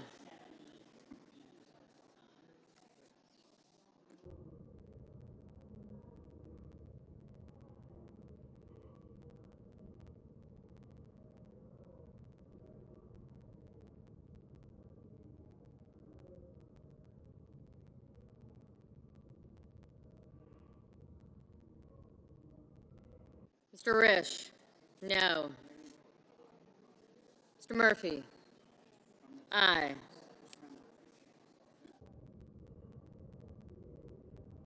Ms. Hirono, aye.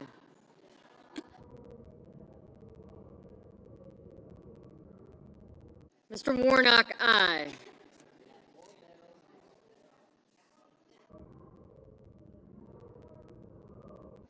Mr. Wicker, no.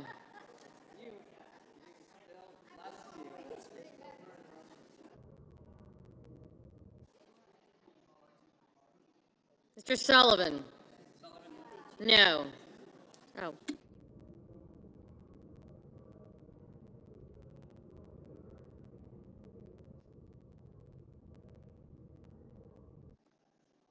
Mr. Markey, aye.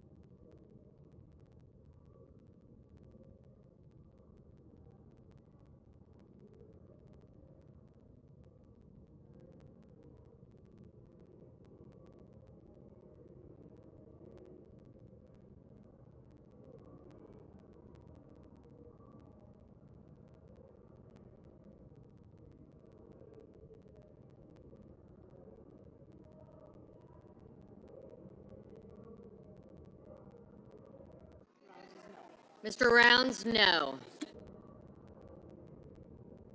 Mr. Marino, no.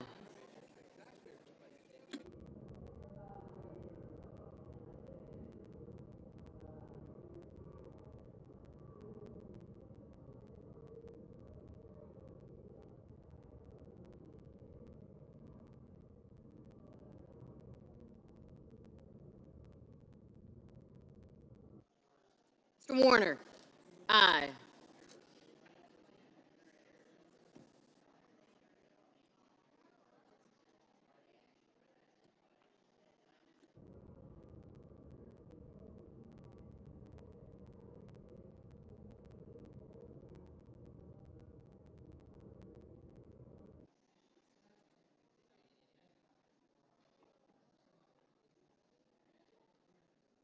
Mr. McCormick, no. Mr. Schiff, aye.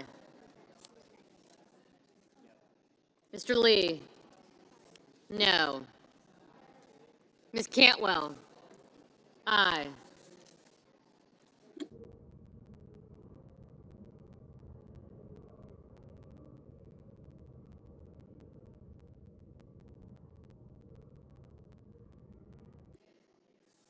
Barrasso, no.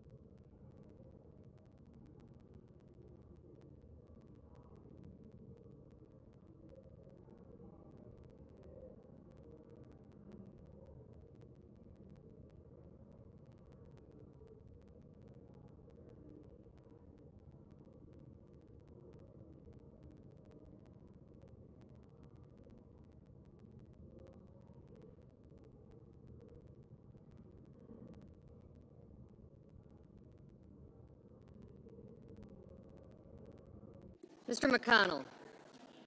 No.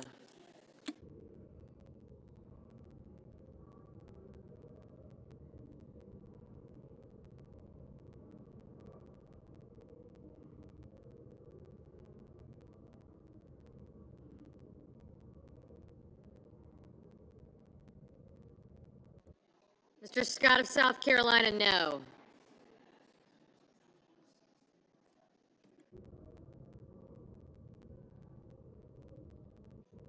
Mr. Hoeven, no.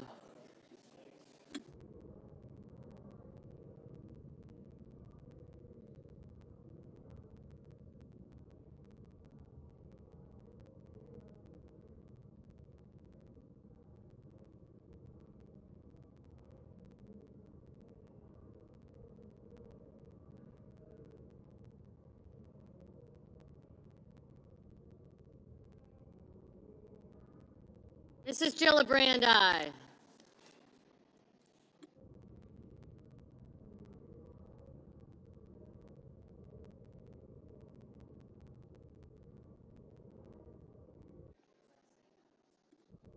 Mr. Coons, aye. Ms. Collins, no.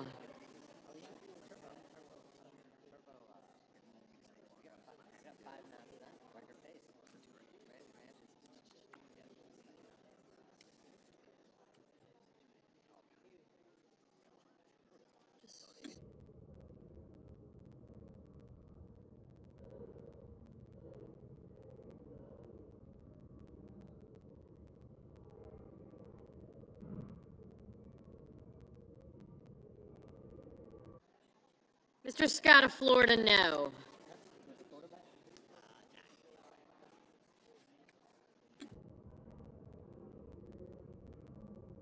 Mr. Fetterman, aye.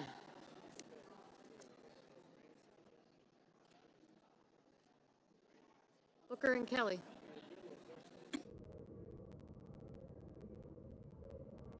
Mr. Booker, aye.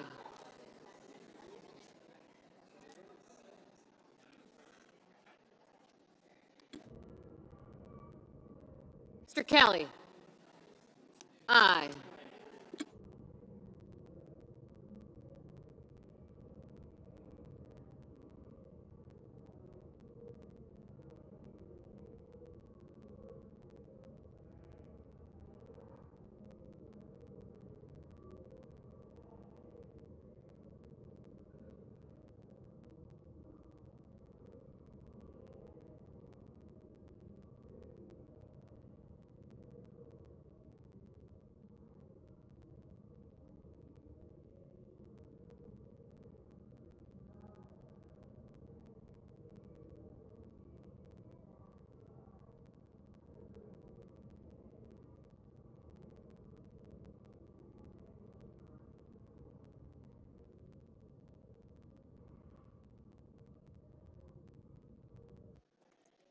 On this motion, the yeas are 47, the nays are 53. The motion is not agreed to.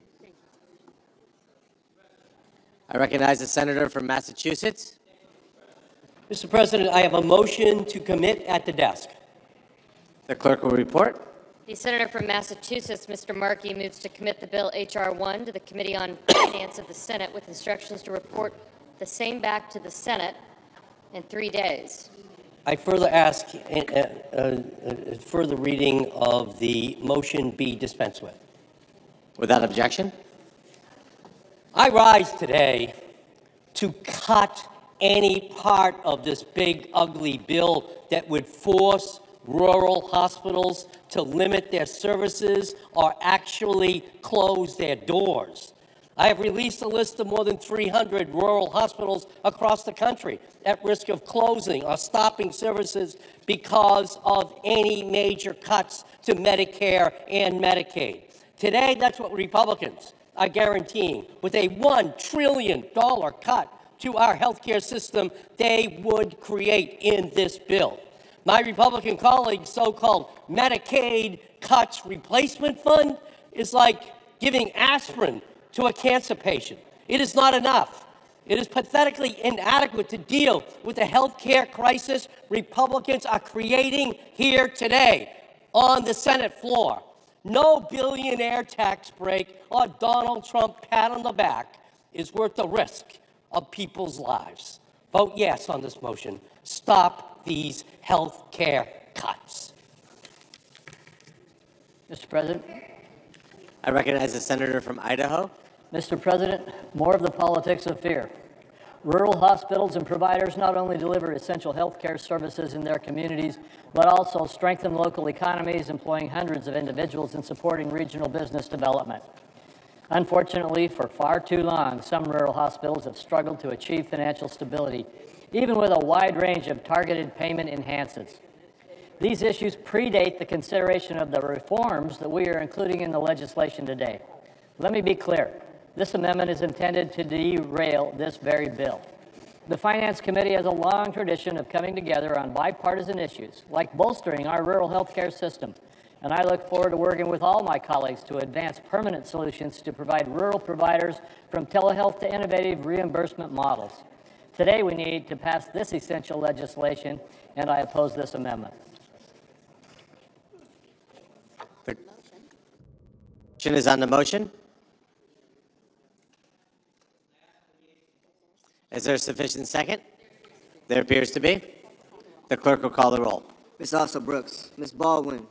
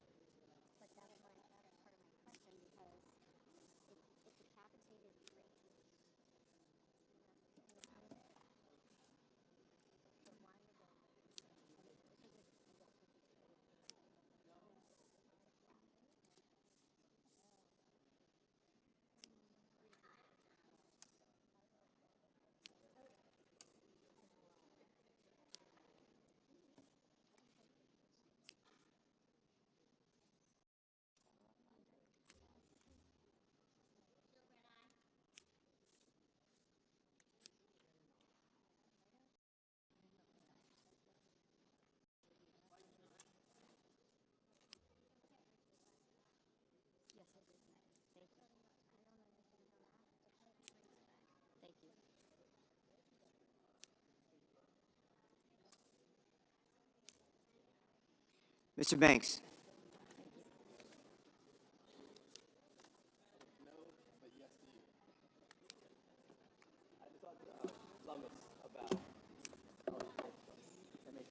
Mr. Brasso, Mr. Bennett, Mrs. Blackburn, Mr. Blumenthal. Okay.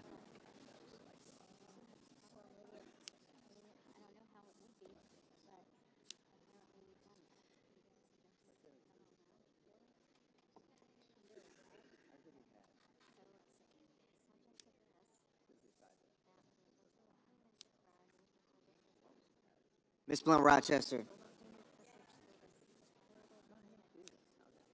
Mr. Booker, Mr. Bozeman.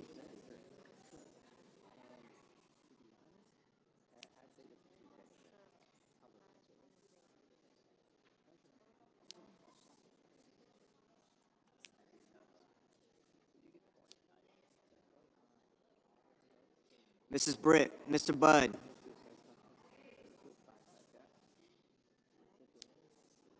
Ms. Cantwell.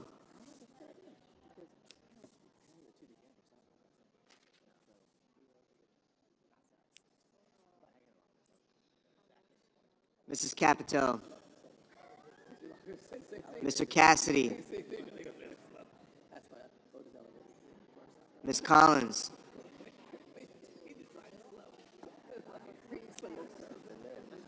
Mr. Coons, Mr. Cornyn, Ms. Cortez Masto. Mr. Cotton, Mr. Kramer, Mr. Crapo,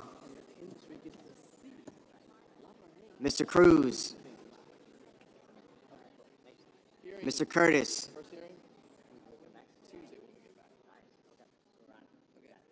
Mr. Daines, Ms. Duckworth, Mr. Durbin,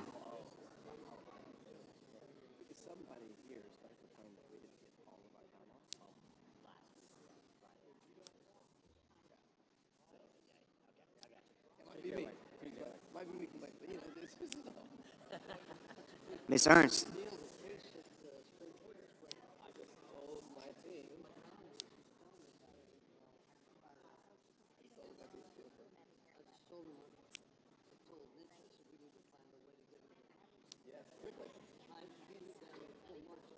Mr. Fetterman.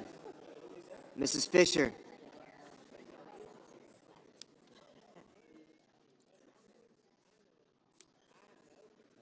Mr. Gallego, Mrs. Gillibrand, Mr. Graham, Mr. Grassley,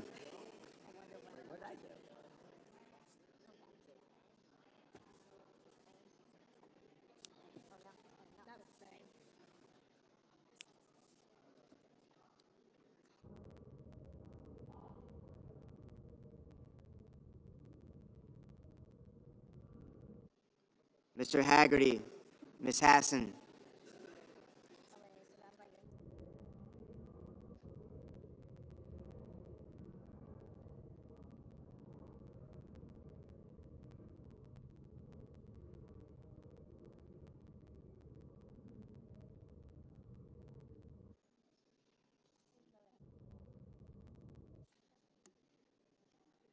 Mr. Heinrich,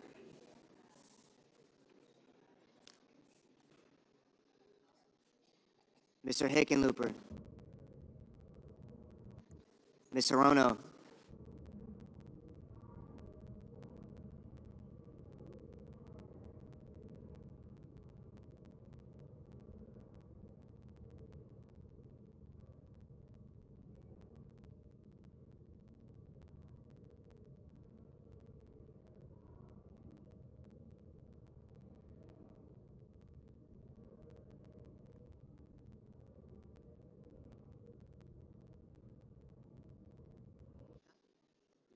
Mr. Hoban,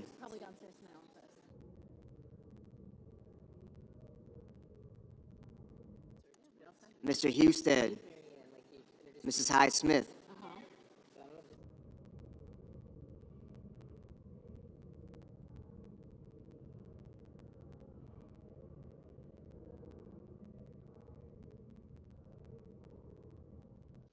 Mr. Johnson, Mr. Justice, Mr. Kane,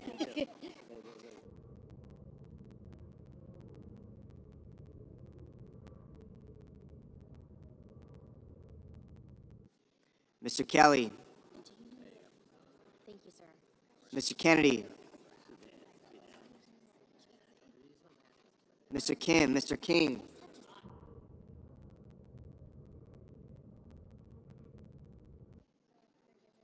Ms. Klobuchar, Mr. Langford, Mr. Lee, Mr. Lujan, Ms. Lummis, Mr. Markey,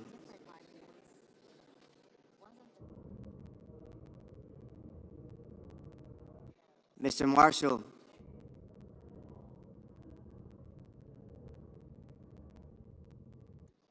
Mr. McConnell, Mr. McCormick,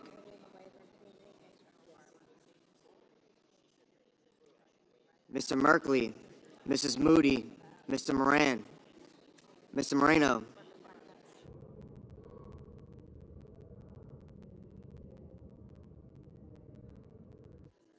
Mr. Mullen, Ms. Murkowski,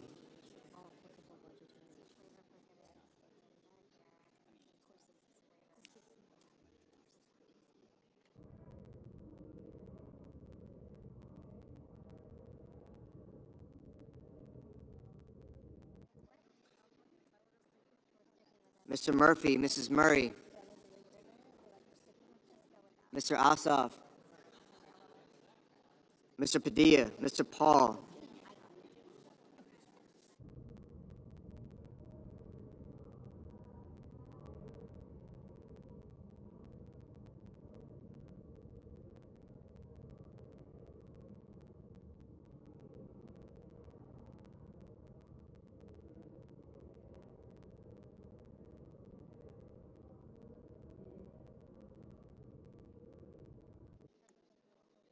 Mr. Reed, Mr. Ricketts,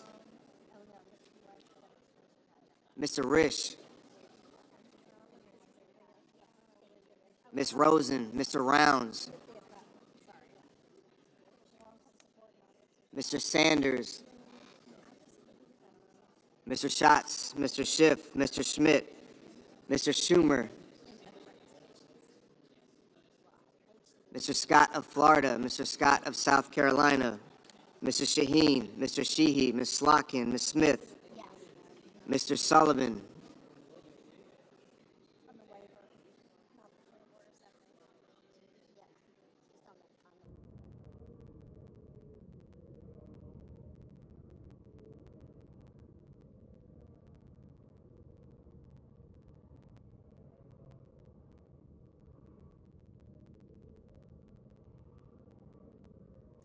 Mr. Thune, Mr. Tillis, Mr. Tuberville,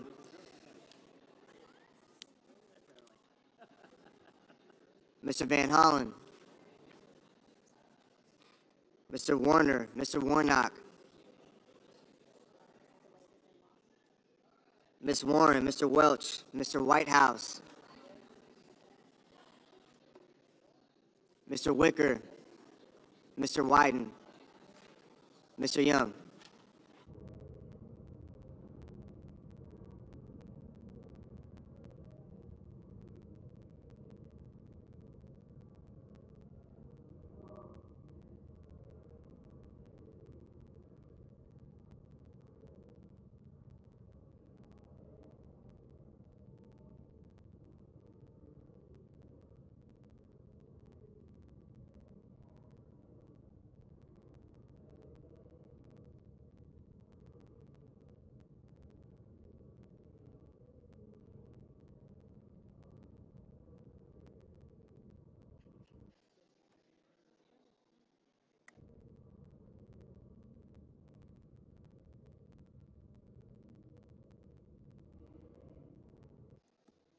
Senators voting the affirmative: also Brooks, Baldwin, Blumenthal, Blunt-Rochester, Booker, Cantwell, Coons, Cortez Masto, Duckworth, Durbin, Fetterman, Gallego, Gillibrand, Hassan, Heinrich, Hickenlooper, Hirono, Kane, Kim, King, Klobuchar, Lujan, Markey, Merkley, Murkowski, Ossoff, Padilla, Reed, Rosen, Sanders, Schatz, Schiff, Shaheen, Slotkin, Smith, Warner, Warren, Welch, Whitehouse, Wyden. Senators voting in the negative: Banks, Barrasso, Blackburn, Britt, Budd, Capito, Cornyn, Cotton, Kramer, Crapo, Cruz, Daines, Ernst, Fisher, Graham, Grassley, Haggerty, Husted, Hyde-Smith, Johnson, Justice, Kennedy, Lankford, Lee, Lummis, Marshall, Moody, Moran, Moreno, Mullen, Paul, Schmidt, Scott of Florida, Scott of South Carolina, Sheehy, Thune, Tillis, Tuberville, and Wicker. Mr. Bennett, aye. Mr. Peters, aye.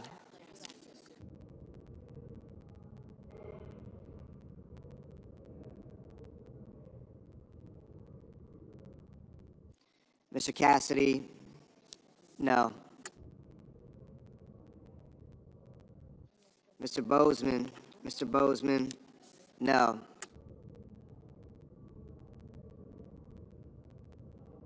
Mr. Van Hollen, aye.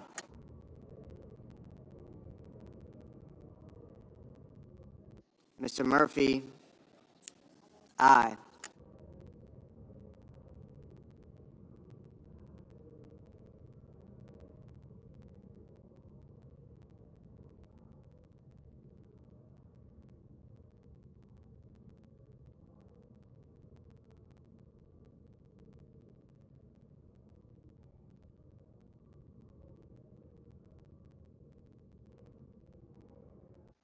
Mrs. Murray, aye.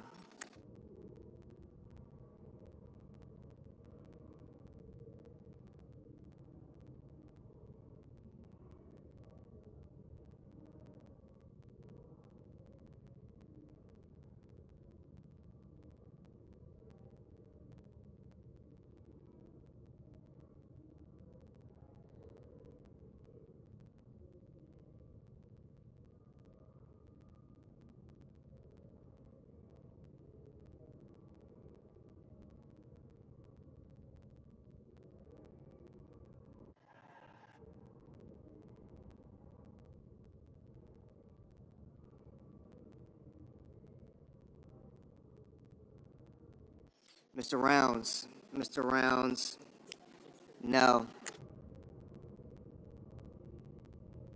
Mr. Ricketts. Mr. Ricketts, no.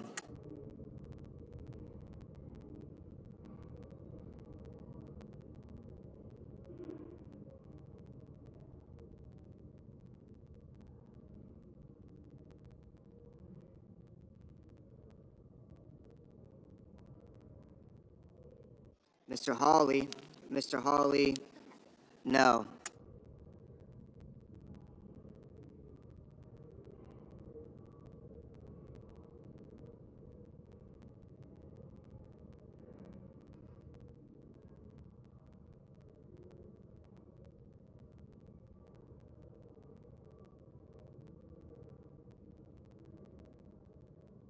Mr. Kelly, aye.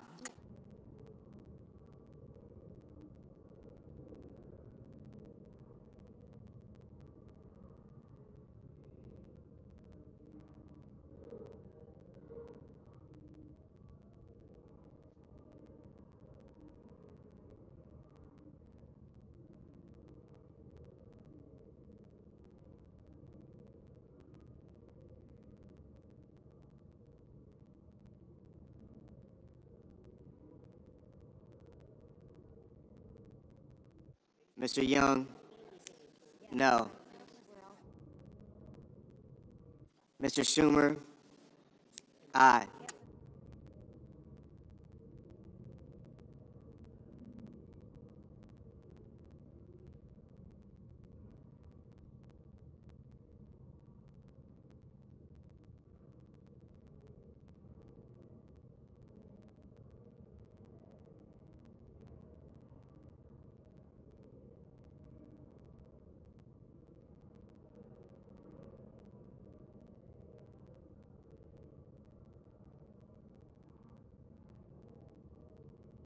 Mr. McCormick, Mr. McCormick, no.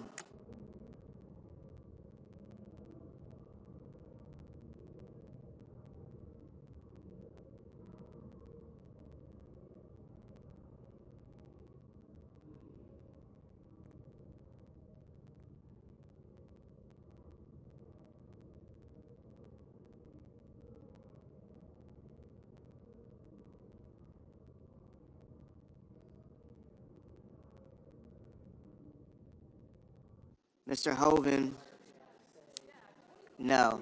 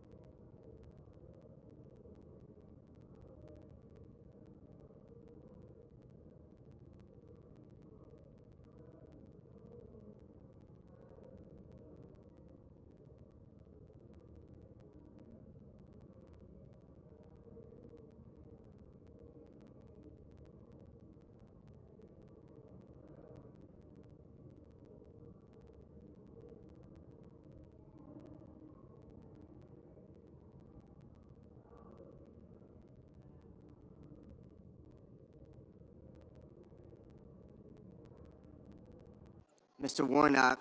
Mr. Warnock. Aye. Mr. McConnell. Mr. McConnell. No.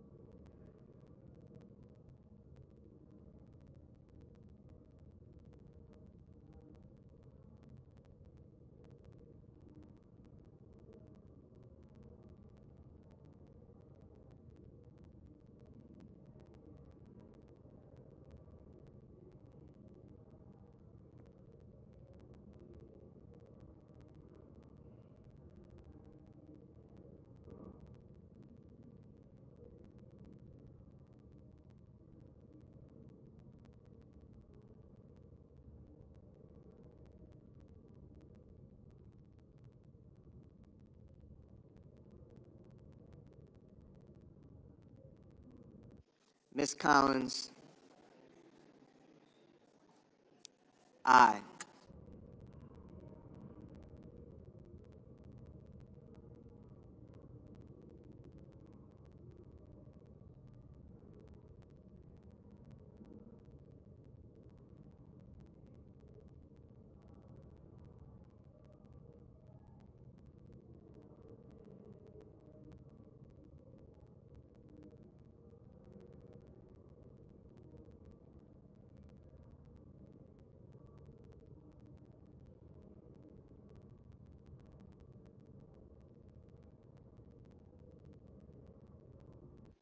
Mr. Sullivan.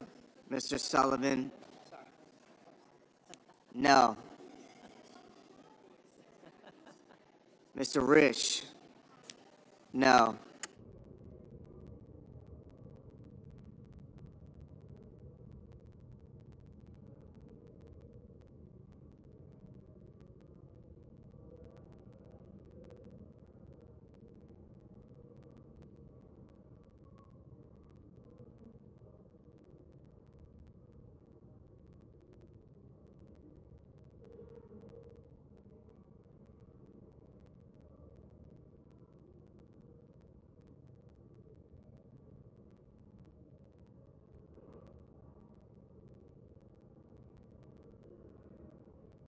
Mr. Curtis.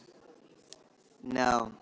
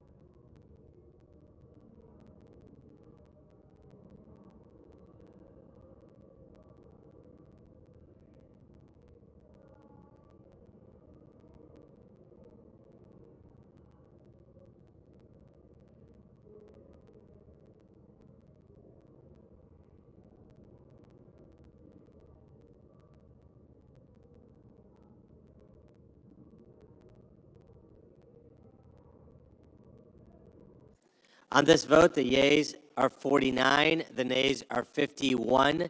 The motion is not agreed to. Mr. President. I recognize the Majority Leader. Thank you, Mr. President. Mr. President, I ask unanimous consent that it be in order for the following senators to be recognized to offer amendments, motions, or points of order, that the amendments be reported by number with no amendments in order prior to a vote in relation to the amendments or motions. Wyden, motion to commit. Coons, motion to commit. Without objection.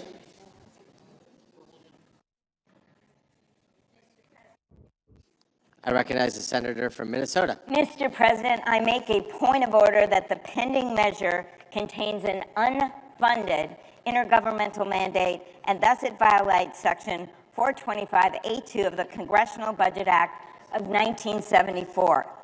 In nutrition assistance alone, this bill shifts tens of billions of dollars onto the states, creating chaos for state budgets and hardship for families. CBO score for this bill says this: the non-tax provisions of the substitute amendment would impose intergovernmental and private sector mandates as defined in the Unfunded Mandates Reform Act, and that the SNAP cost shift provisions would impose the largest intergovernmental mandates. Seriously, the largest shift in this whole bill, the largest unfunded mandate, is on the backs of kids and veterans and seniors and people with disabilities. $64 billion over to the states. 44 of them have balanced budget amendments. You know they can't pay for this. It's hurting local grocery stores. It's hurting our farmers. And it's all done to pay for tax cuts to the wealthy. I say to our colleagues, vote for families over billionaires. Vote for fiscal sanity over this big, beautiful betrayal. And vote yes, this is an unfunded mandate. I recognize the senator from Arkansas. I rise to waive the point of order raised by my colleague from Minnesota. I urge my colleagues to vote to waive the point of order. In 2023, the SNAP payment error exceeded 11%, amounting to more than $10 billion in misspent taxpayer dollars. This underscores the need for stronger state accountability in administering this program. This title incentivizes states to be a better steward of taxpayer dollars, to use resources that are prioritized for those most in need. If a state's payment error is below 6%, that state is exempt from any share of the cost of SNAP benefits. This is a reasonable approach that will help preserve the integrity and long-term sustainability of the program. There is ample time for the states to adjust, plan, and budget for this to take effect in 2028. States can also work to lower their payment error rate over the next couple of years so that they would be exempt from the match altogether. I move to waive the point of order for the consideration of the pending legislation and ask for the yeas and nays. Is there a sufficient second? There appears to be. The clerk will call the roll. Ms. Also Brooks. Ms. Baldwin. Johnson. Thank you, ma'am.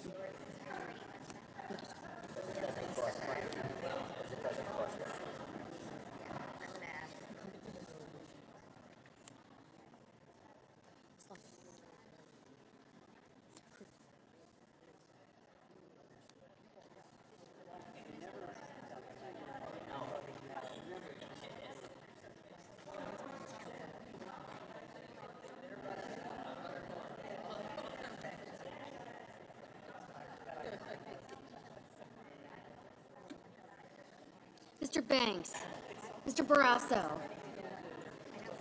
Mr. Bennett,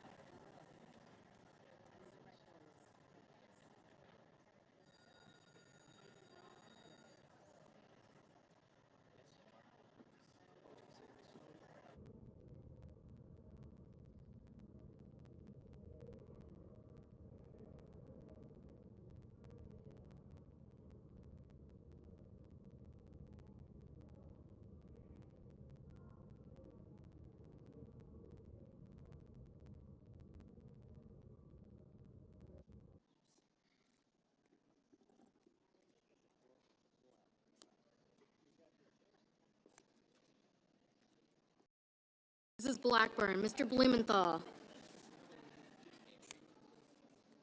Ms. Blunt Rochester, Mr. Booker, Mr. Bozeman, Mrs. Britt, Mr. Budd, Ms. Cantwell, Mrs. Capito, Mr. Cassidy, Ms. Collins, Mr. Coons, Mr. Cornyn, Ms. Cortez Masto,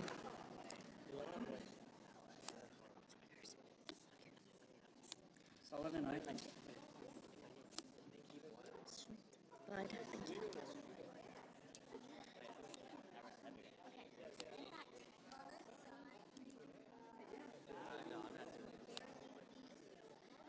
Mr. Cornyn, Ms. Cortez Masto, Mr. Cotton, Mr. Kramer, Mr. Crapo, Mr. Cruz, Mr. Curtis, Mr. Daines, Ms. Duckworth, Mr. Durbin, Ms. Ernst, Mr. Fetterman,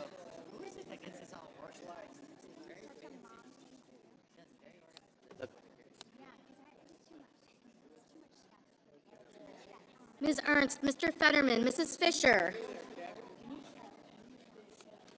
Mr. Gallego,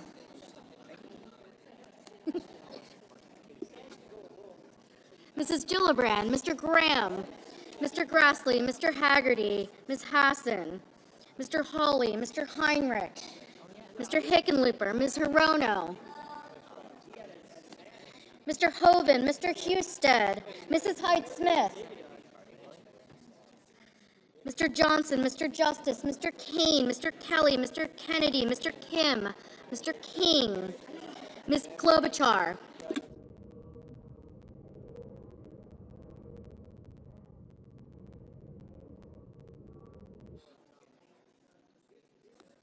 Mr. Langford, Mr. Lee, Mr. Lujan,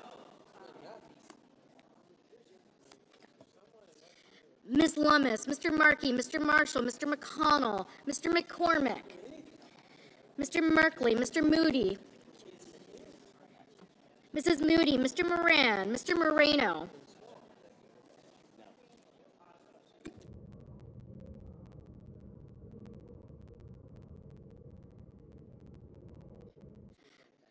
Mr. Mullen, Ms. Murkowski, Mr. Murphy, Mrs. Murray, Mr. Ossoff, Mr. Padilla, Mr. Paul, Mr. Peters, Mr. Reed, Mr. Ricketts, Mr. Risch, Ms. Rosen, Mr. Rounds,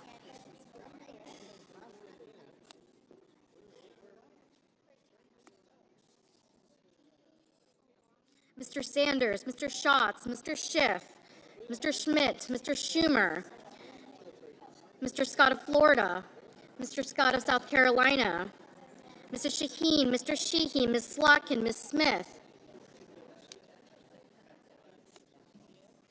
Mr. Sullivan, Mr. Thune, Mr. Tillis, Mr. Tuberville, Mr. Van Hollen,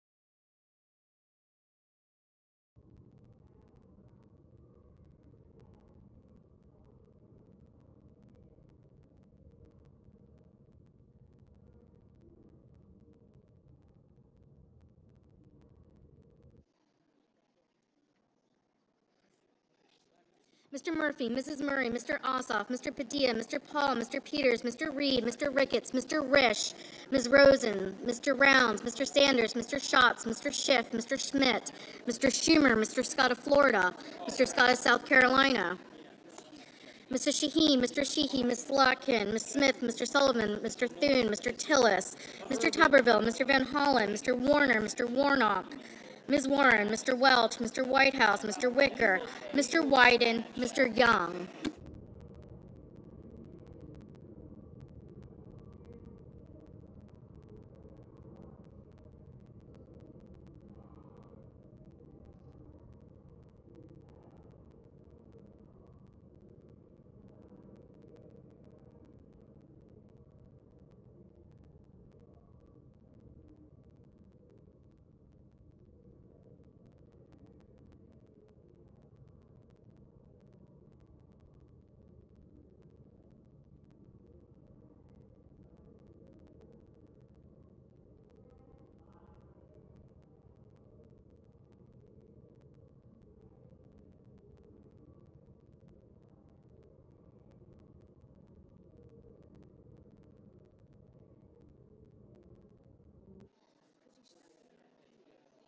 Senators voting in the affirmative: Banks, Blackburn, Bozeman, Britt, Budd, Capito, Cassidy, Cornyn, Cotton, Kramer, Crapo, Cruz, Curtis, Daines, Ernst, Fisher, Graham, Grassley, Hoven, Husted, Johnson, Justice, Langford, Lee, Lummis, Marshall, McConnell, McCormick, Moody, Moran, Moreno, Mullen, Paul,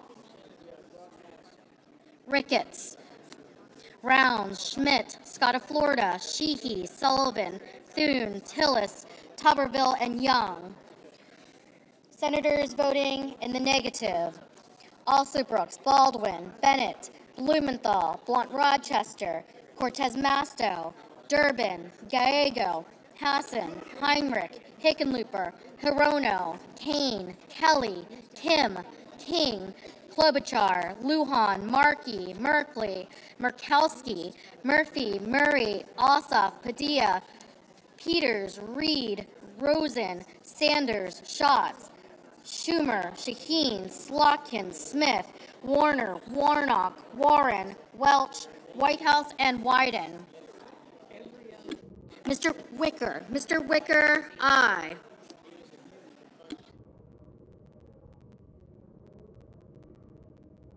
Mrs. Height Smith, aye. Ms. Collins, aye.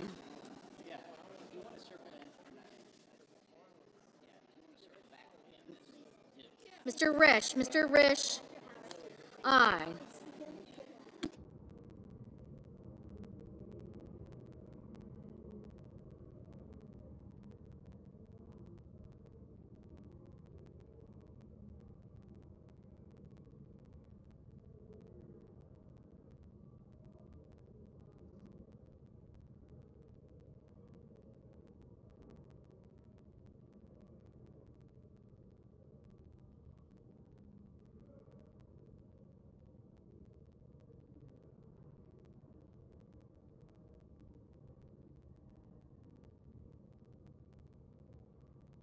Mrs. Gillibrand, no.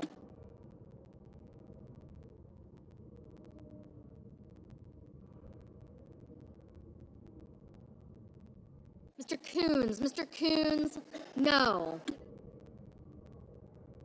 Ms. Duckworth, no. Mr. Schiff, no.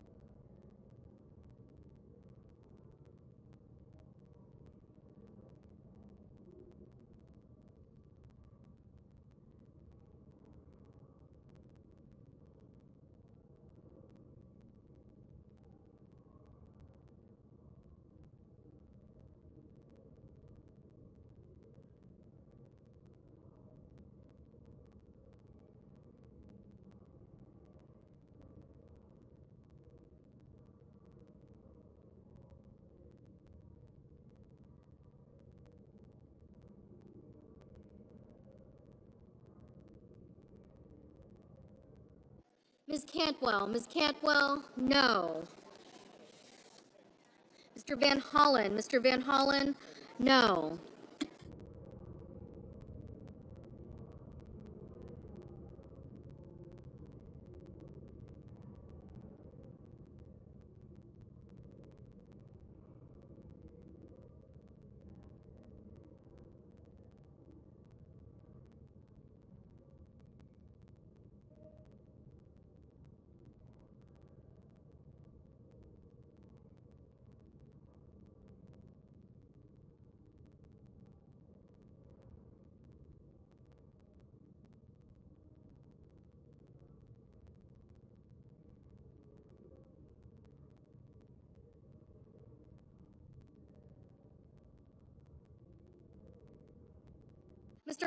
Mr. Hawley, aye.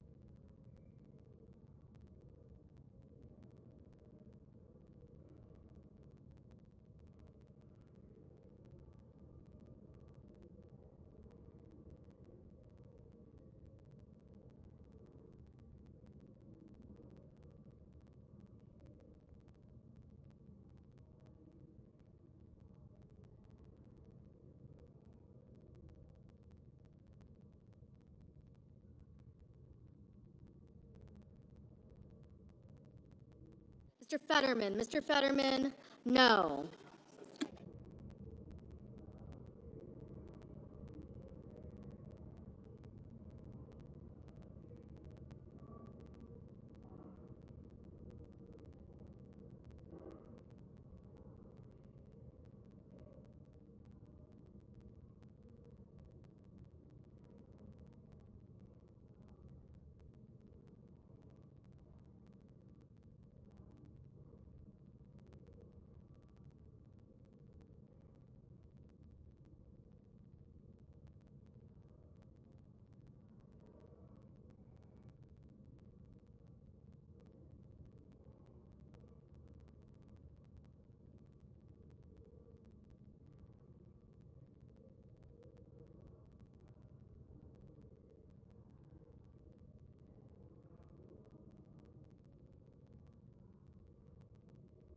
Mr. Kennedy, aye.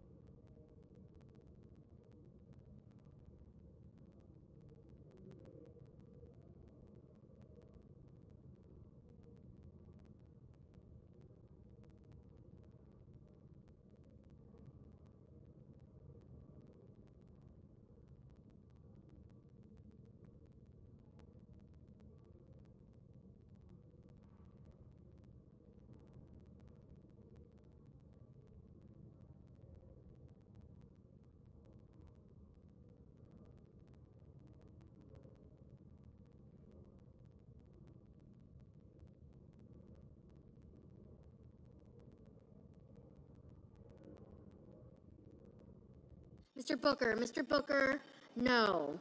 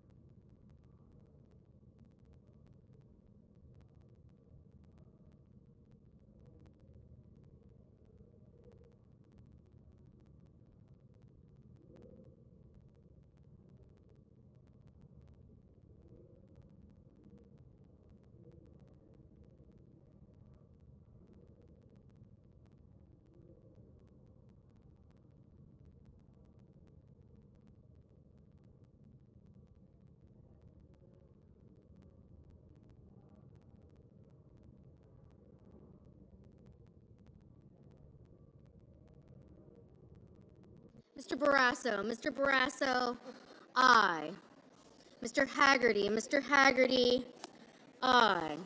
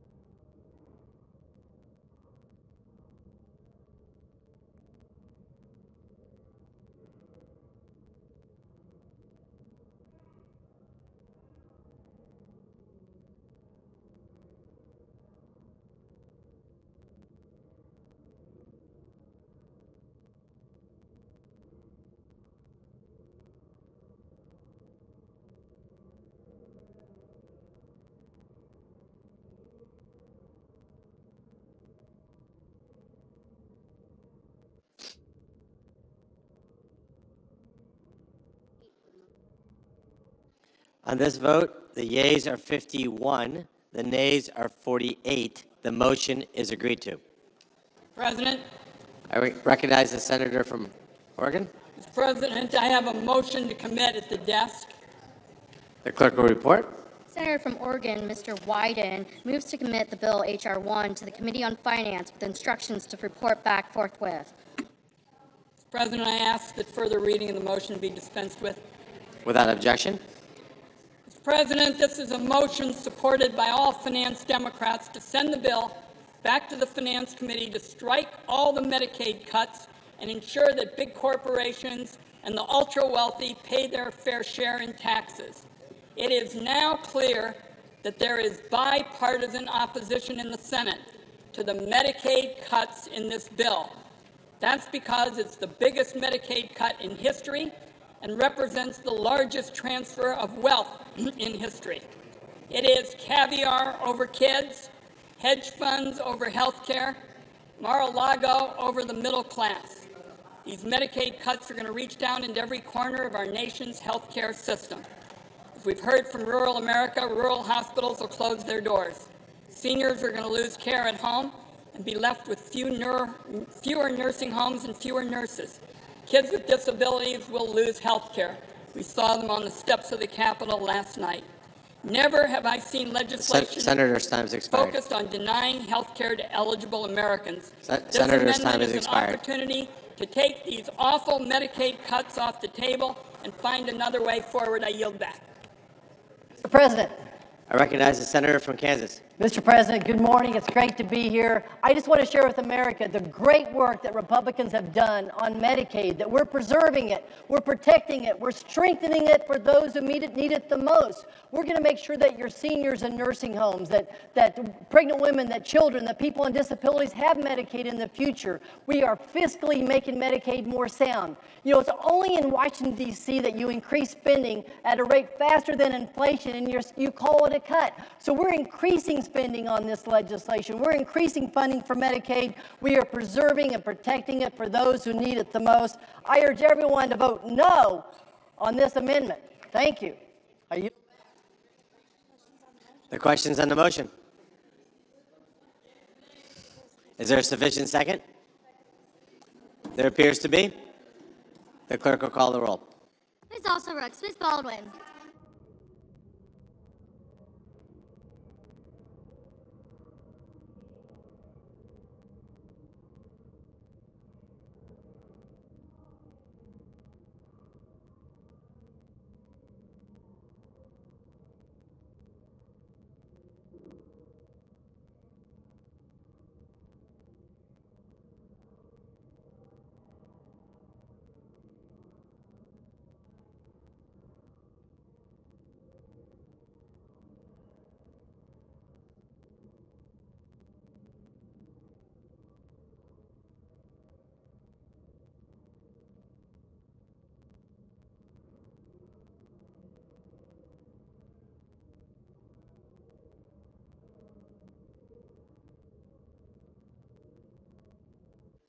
Mr. Banks, Mr. Barrasso, Mr. Bennett.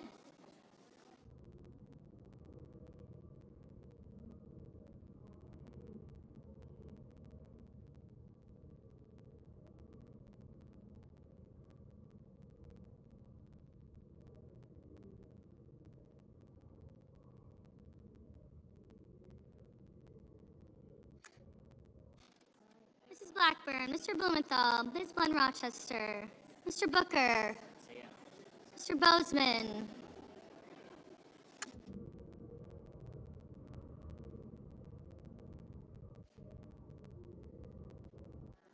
Mrs. Britt, Mr. Budd, Ms. Cantwell, Mrs. Capito, Mr. Cassidy, Ms. Collins, Mr. Coons, Mr. Cornyn.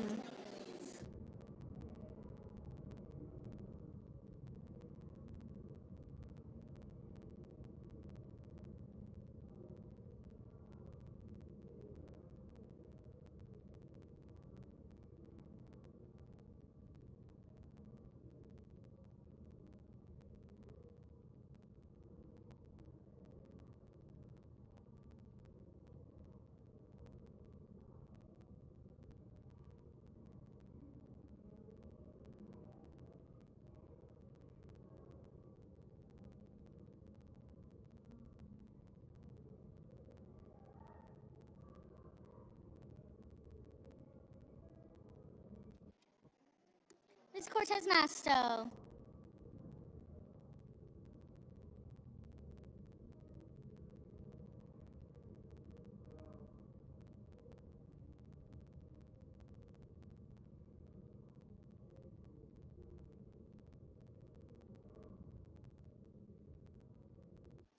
Mr. Cotton, Mr. Kramer, Mr. Crapo, Mr. Cruz.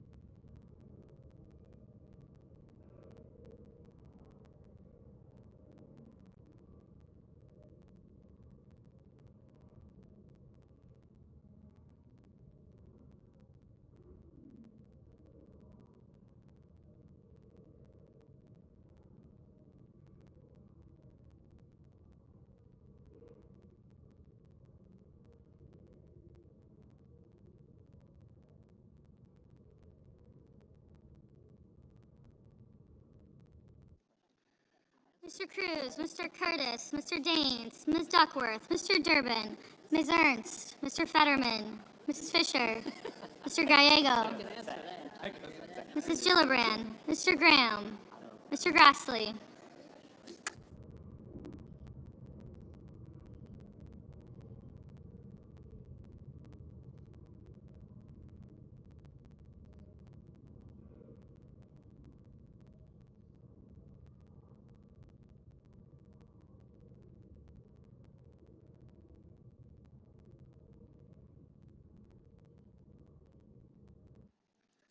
Mr. Haggerty, Ms. Hassan, Mr. Hawley, Mr. Heinrich, Mr. Hickenlooper, Ms. Hirono, Mr. Hoven, Mr. Husted, Mrs. Hyde-Smith, Mr. Johnson, Mr. Justice, Mr. Kane, Mr. Kelly, Mr. Kennedy, Mr. Kim, Mr. King.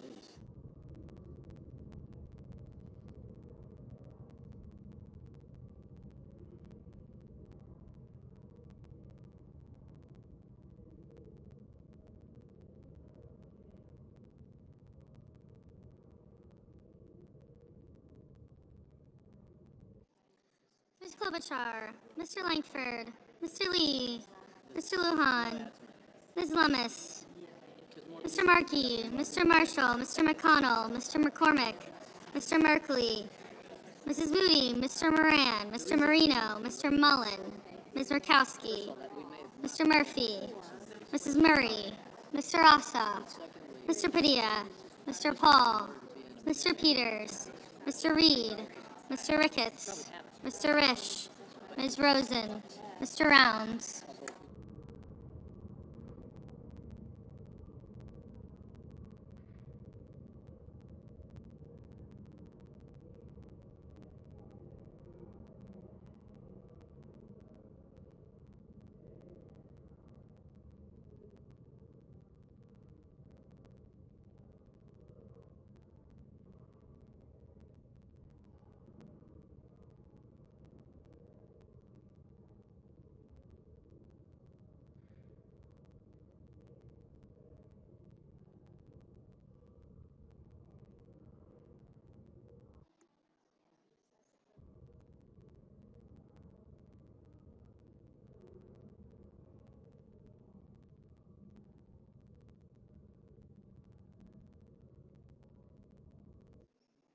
Ms. Rosen, Mr. Rounds, Mr. Sanders, Mr. Schatz, Mr. Schiff, Mr. Schmidt, Mr. Schumer, Mr. Scott of Florida.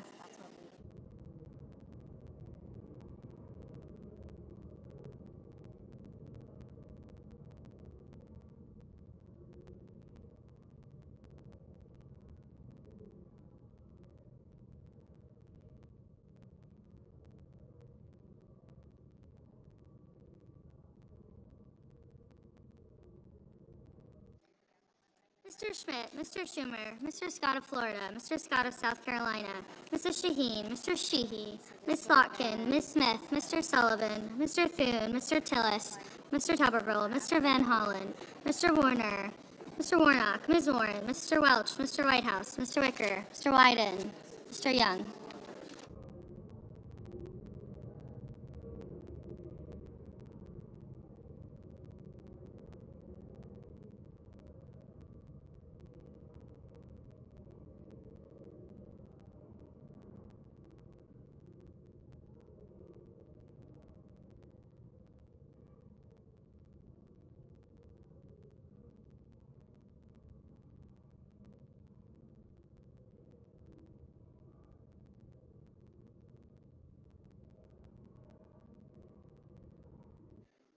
voting in the affirmative: Alsobrooks, Baldwin, Bennett, Blunt Rochester, Booker, Cantwell, Fetterman, Gallego, Gillibrand, Hassan, Heinrich, Hickenlooper, Kim, King, Klobuchar, Lujan, Markey, Murphy, Murray, Padilla, Peters, Reed, Rosen, Sanders, Schiff, Schumer, Shaheen, Slotkin, Van Hollen, Warner, Warren, Welch, and Wyden. Senators voting in the negative: Banks, Barrasso, Blackburn, Britt, Budd, Capito, Cassidy, Collins, Cornyn, Cotton, Kramer, Crapo, Cruz, Curtis, Daines, Ernst, Fisher, Graham, Haggerty, Hoven, Husted, Justice, Kennedy, Langford, Marshall, McCormick, Moody, Moran, Mullen, Murkowski,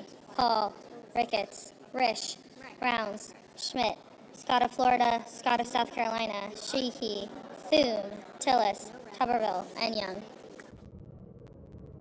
Mr. Blumenthal, aye. Mr. Bozeman, no. Mr. Lee,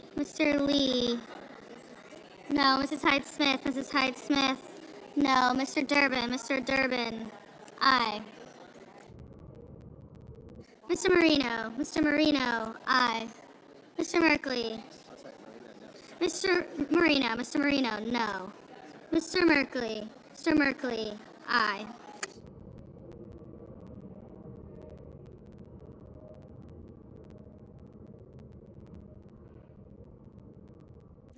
Ms. Cortez Masto, aye. Mr. Sullivan, no.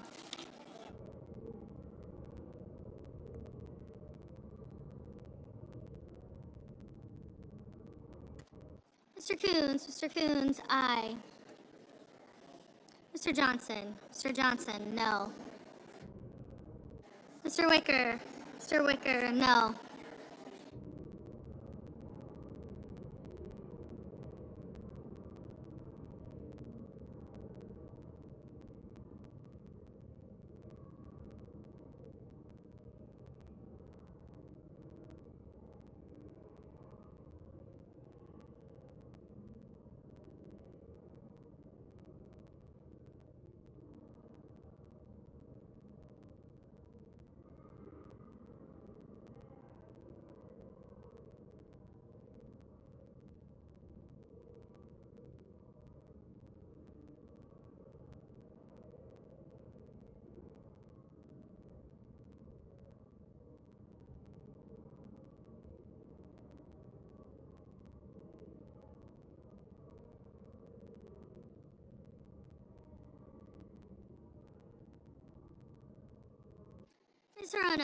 Mr. Ono, aye. Mr. Whitehouse, aye. Mr. Ossoff, aye.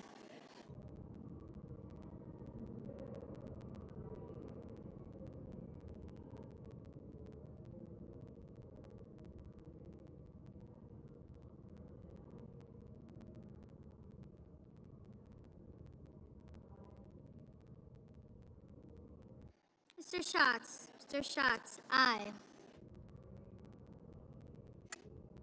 Ms. Duckworth, aye. Ms. Smith, aye. Mr. Kane, aye.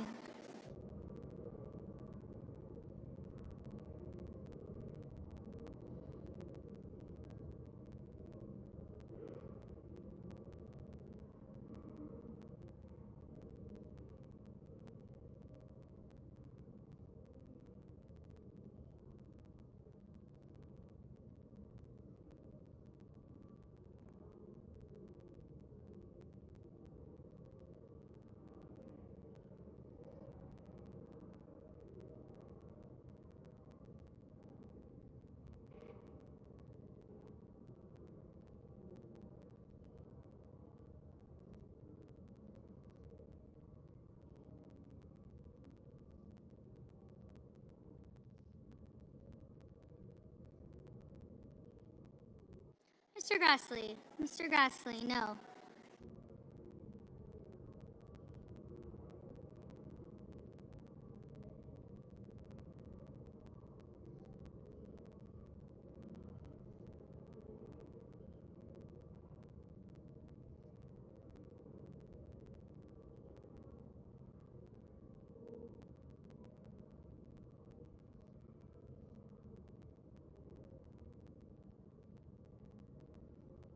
Mr. Kelly. Mr. Kelly, aye.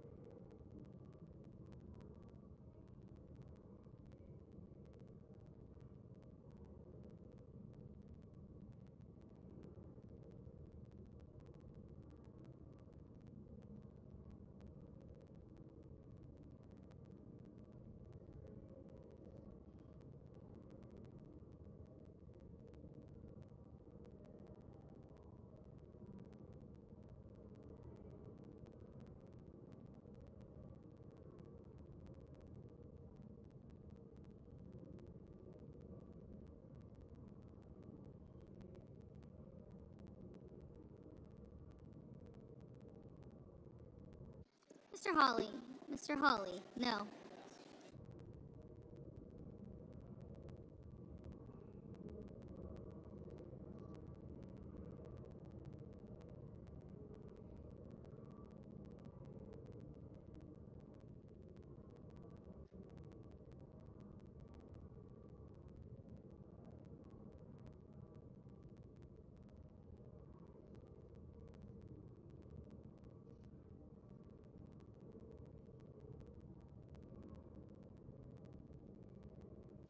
Mr. McConnell.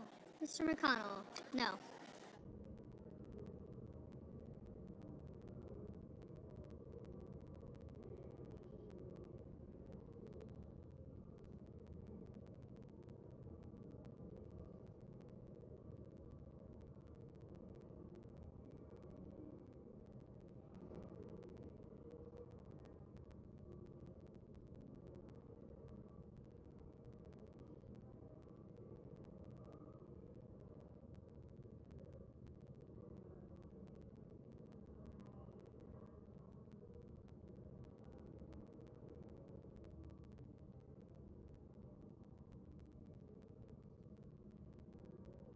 Ms. Lummis. Ms. Lummis, no.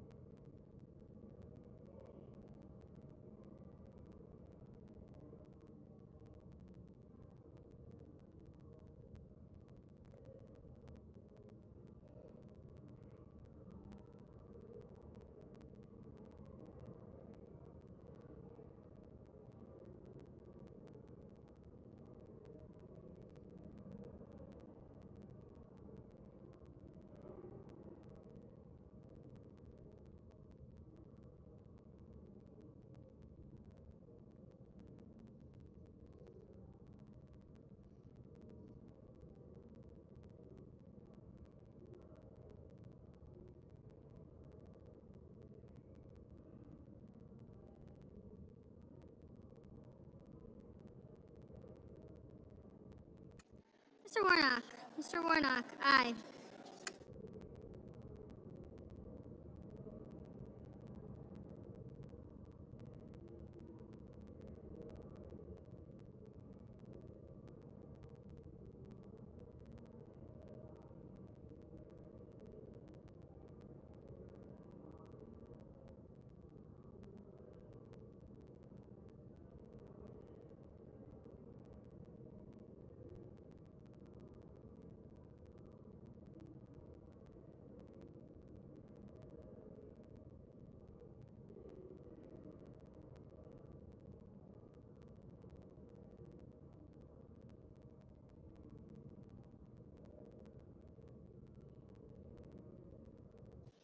Two seconds.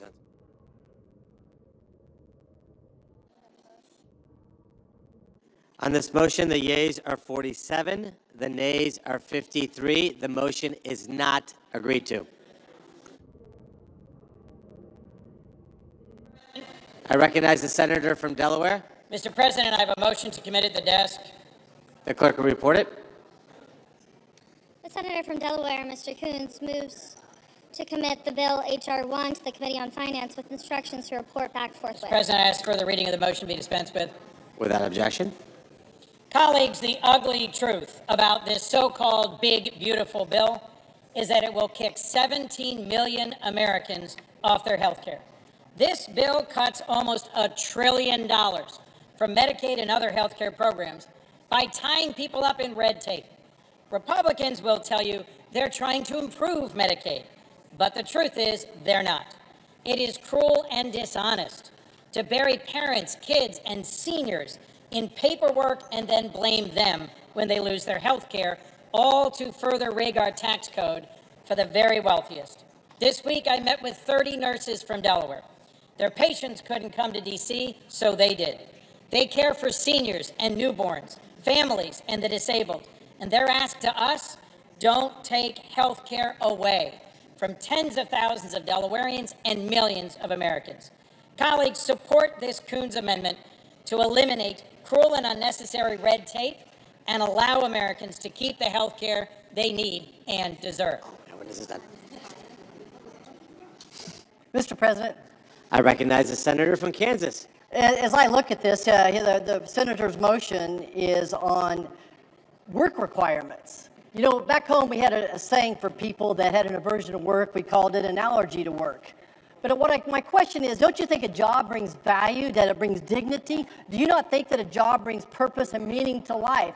We have 7 million healthy American men across this country, working age, that aren't working right now. So yes, we want to encourage people to go back to work, but our bill, as you point out, actually preserves and protects it for those groups. Our bill makes it stronger, financially stronger, so that we can protect it and strengthen it for seniors in nursing homes, for people with disabilities, for pregnant women, and for children. Let's protect Medicaid for those who need it the most. I urge a no vote on this, and I'll never apologize for encouraging people to go to.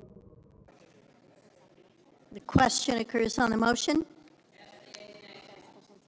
Is there a sufficient second? There appears to be. The clerk will call the roll. Ms. Alsor-Brooks, Ms. Baldwin, Mr. Banks, Mr. Barrasso, Mr. Bennett, Mrs. Blackbird, Mr. Blumenthal.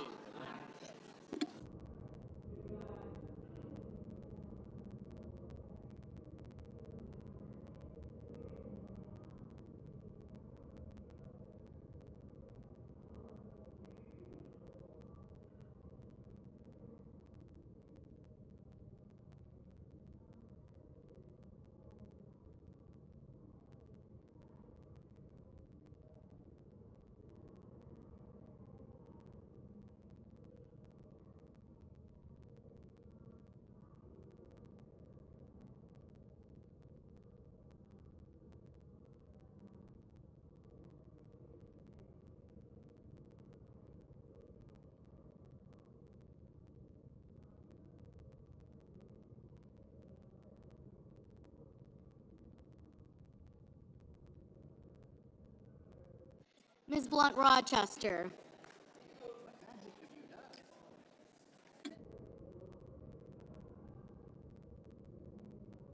Mr. Booker.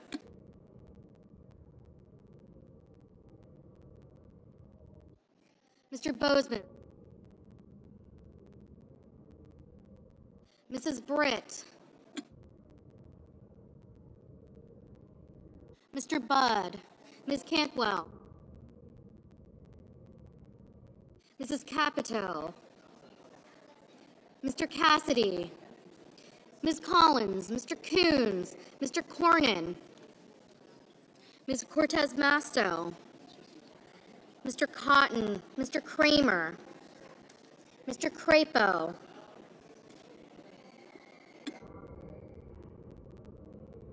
Mr. Cruz, Mr. Curtis, Mr. Daines,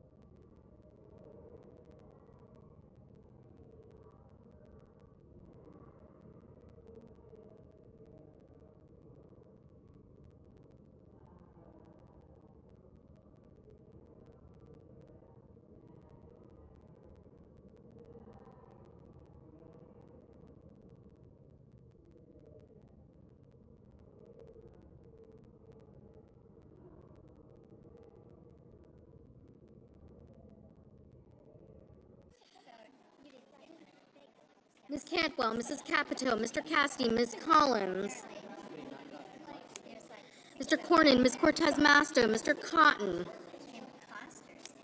Mr. Kramer, Mr. Crapo, Mr. Cruz, Mr. Curtis, Mr. Daines, Ms. Duckworth, Mr. Durbin,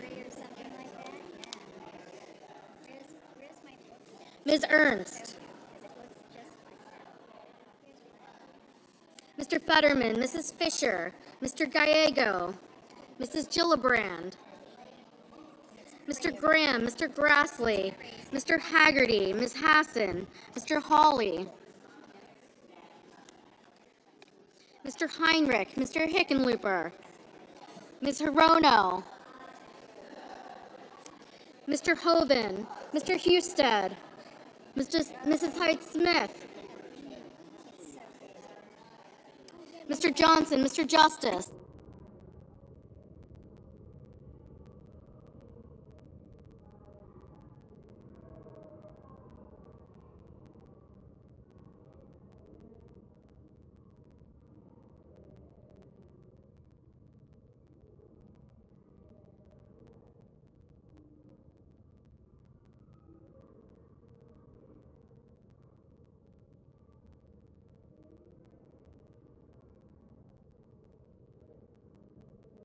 Mr. Justice,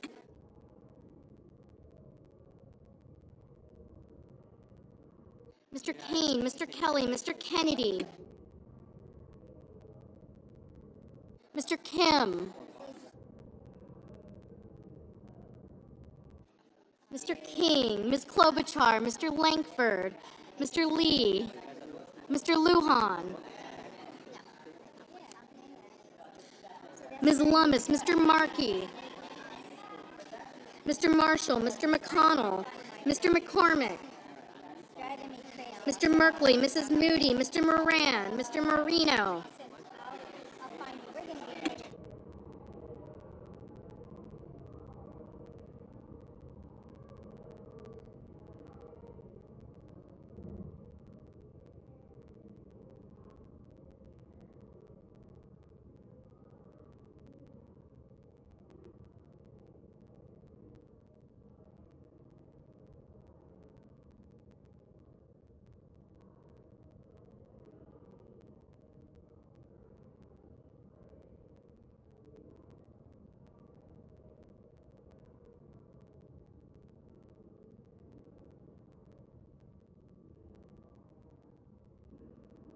Mr. Merkley, Mrs. Moody, Mr. Moran, Mr. Marino, Mr. Mullen, Ms. Murkowski,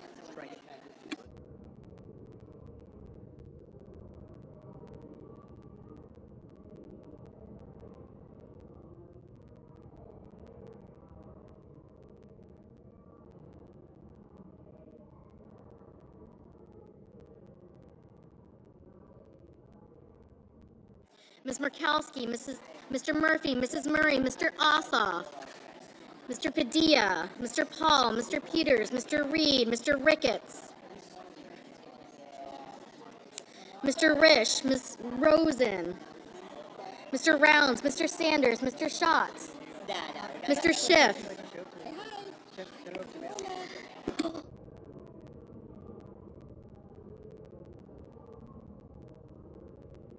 Mr. Schmidt, Mr. Schumer, Mr. Scott of Florida, Mr. Scott of South Carolina, Mrs. Shaheen, Mr. Sheehy, Ms. Slotkin, Ms. Smith, Mr. Sullivan, Mr. Thune, Mr. Tillis, Mr. Tuberville, Mr. Van Hollen, Mr. Warner, Mr. Warnock, Ms. Warren, Mr. Welch, Mr. Whitehouse, Mr. Wicker, Mr. Wyden, Mr. Young.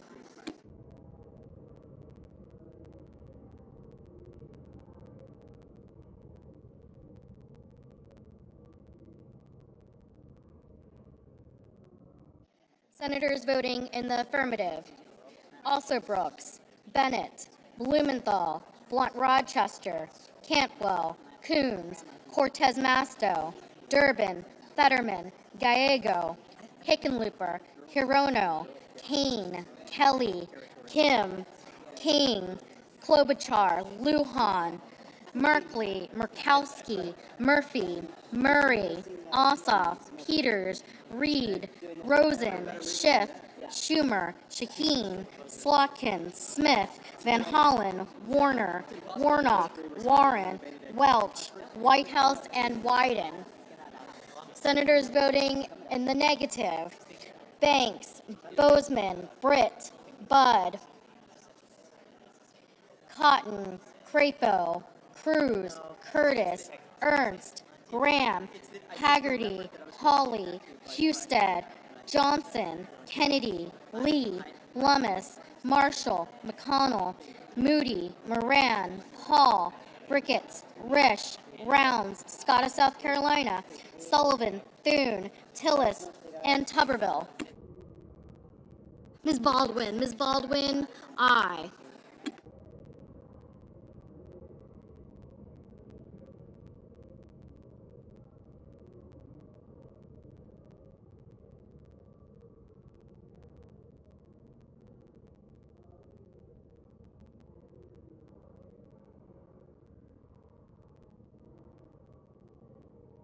Mr. Sanders, aye.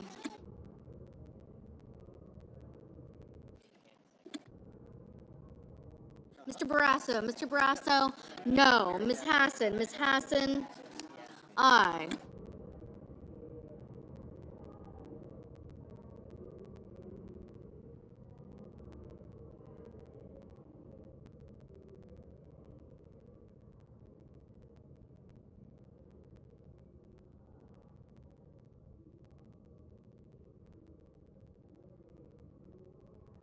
Mr.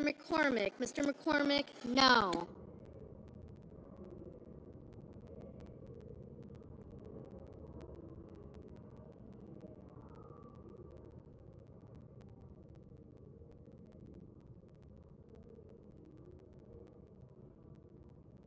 Mr. Sheehy, no.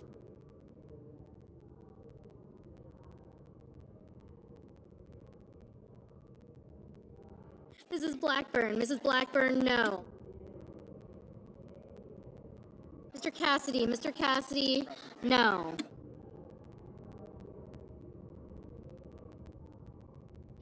Mrs. Height Smith, no.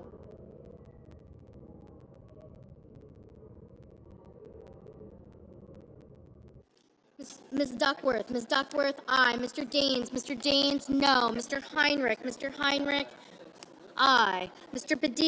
Padilla, aye.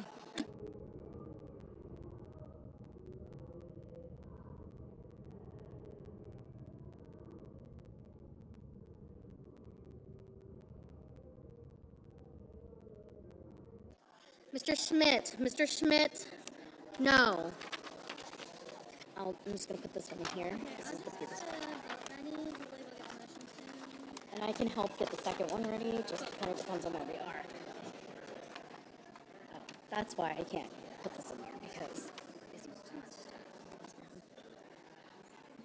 it's their thing. Oh, whoops.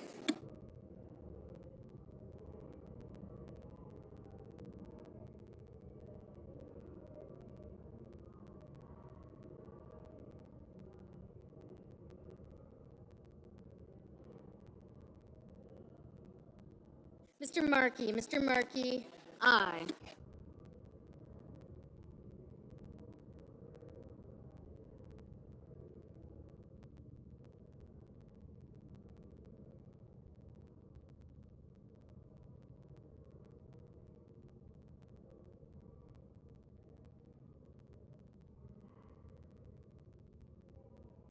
Mr. Langford, no.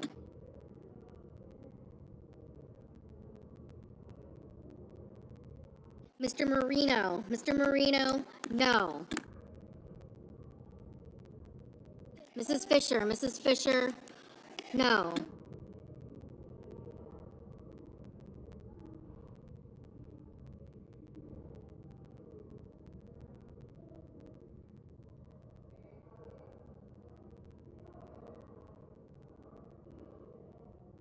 Ms. Collins, no.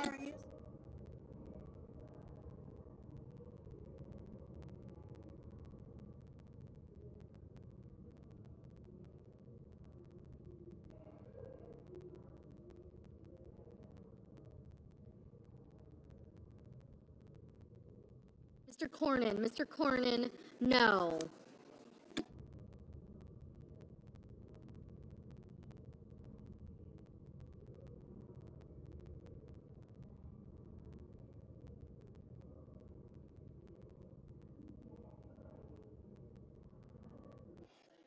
Mrs. Gillibrand, aye.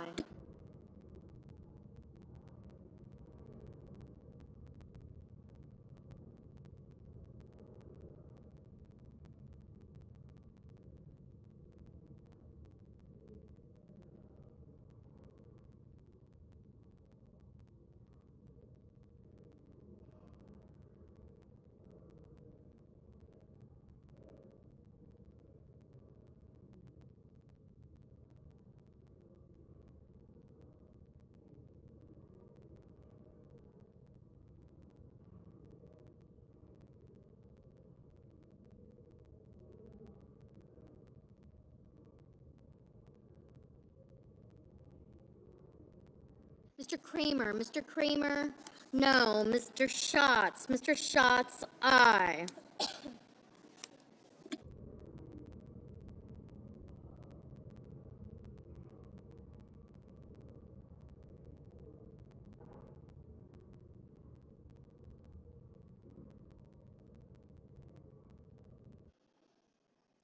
Mr. Scott of Florida, no. Mr. Hoven, no.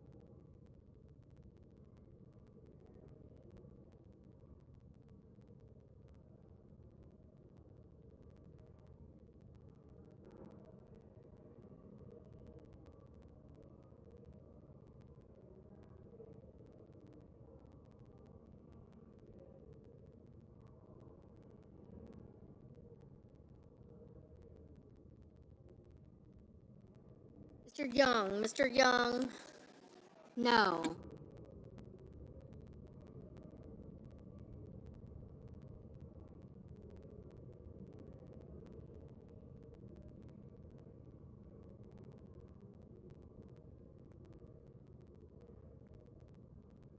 Mr. Justice, no. Mr. Booker, aye. Mr. Wicker, no. Mr. Crapo, Mr.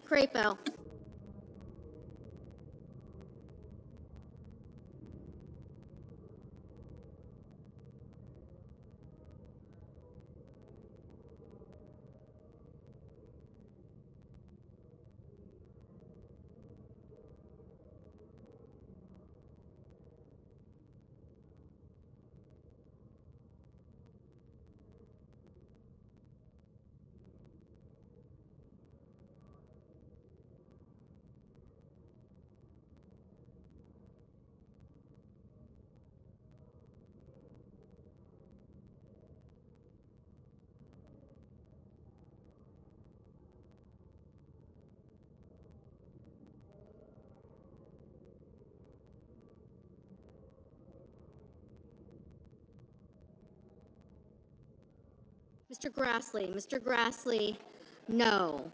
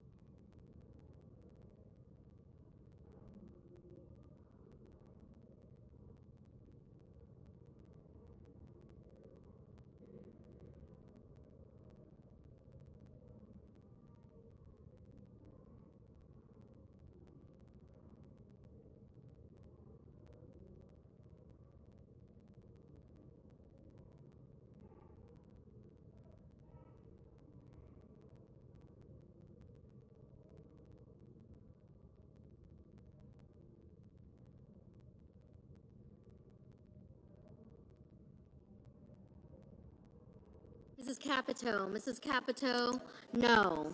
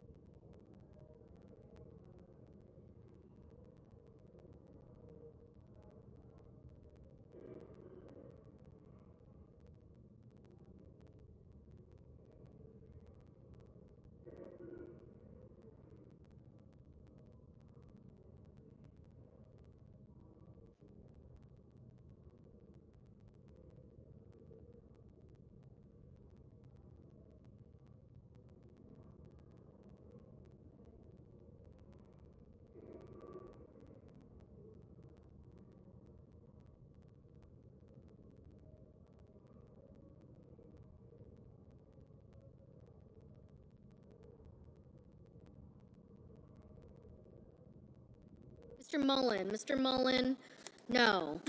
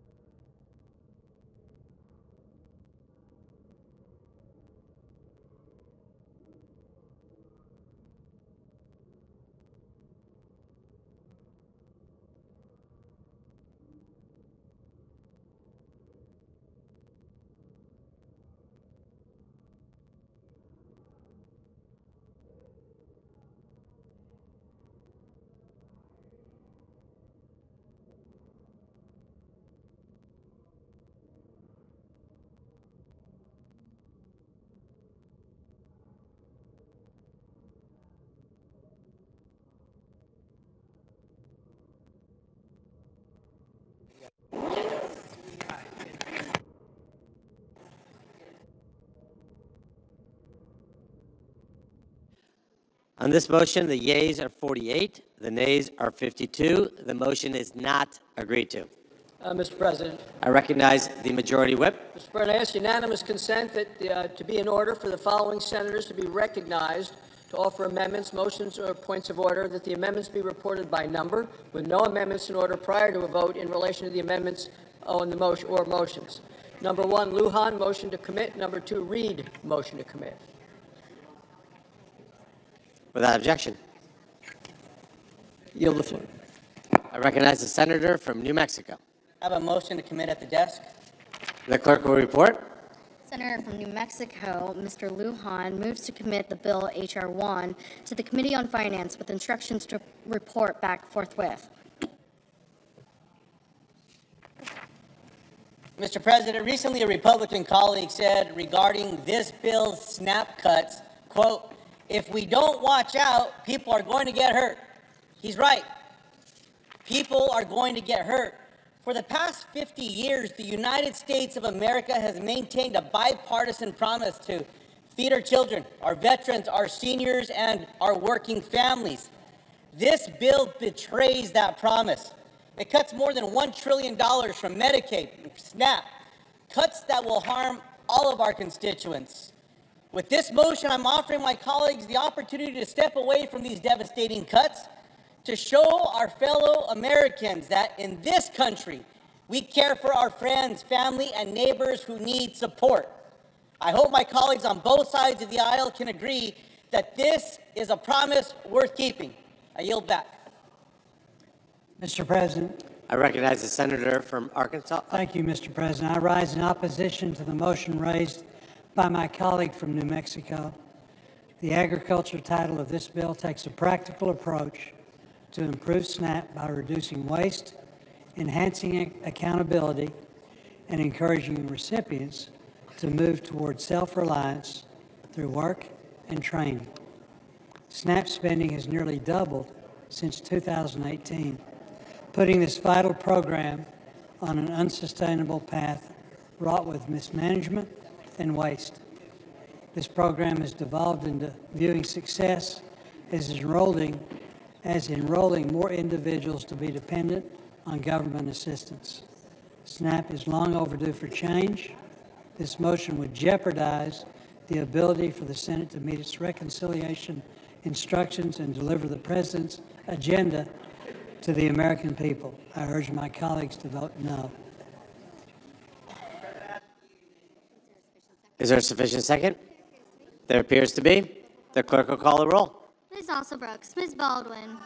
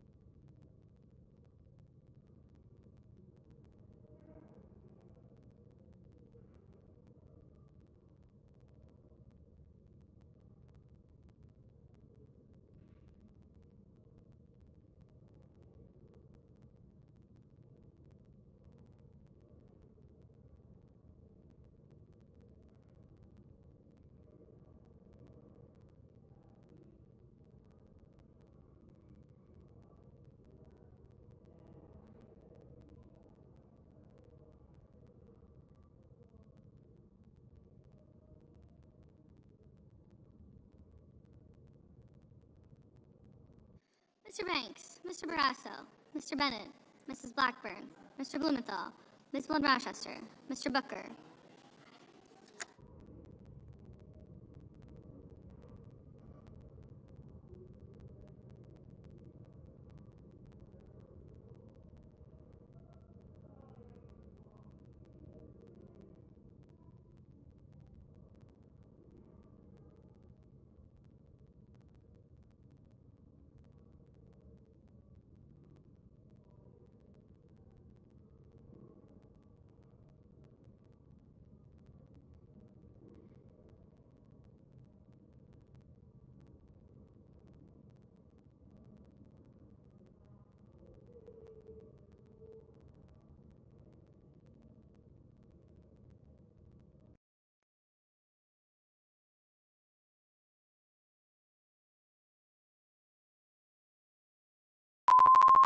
This is the primary audio circuit for the Reuters live service.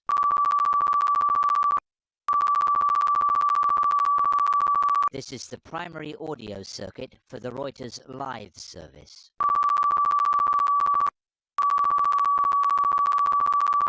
This is the primary audio circuit for the Reuters live service.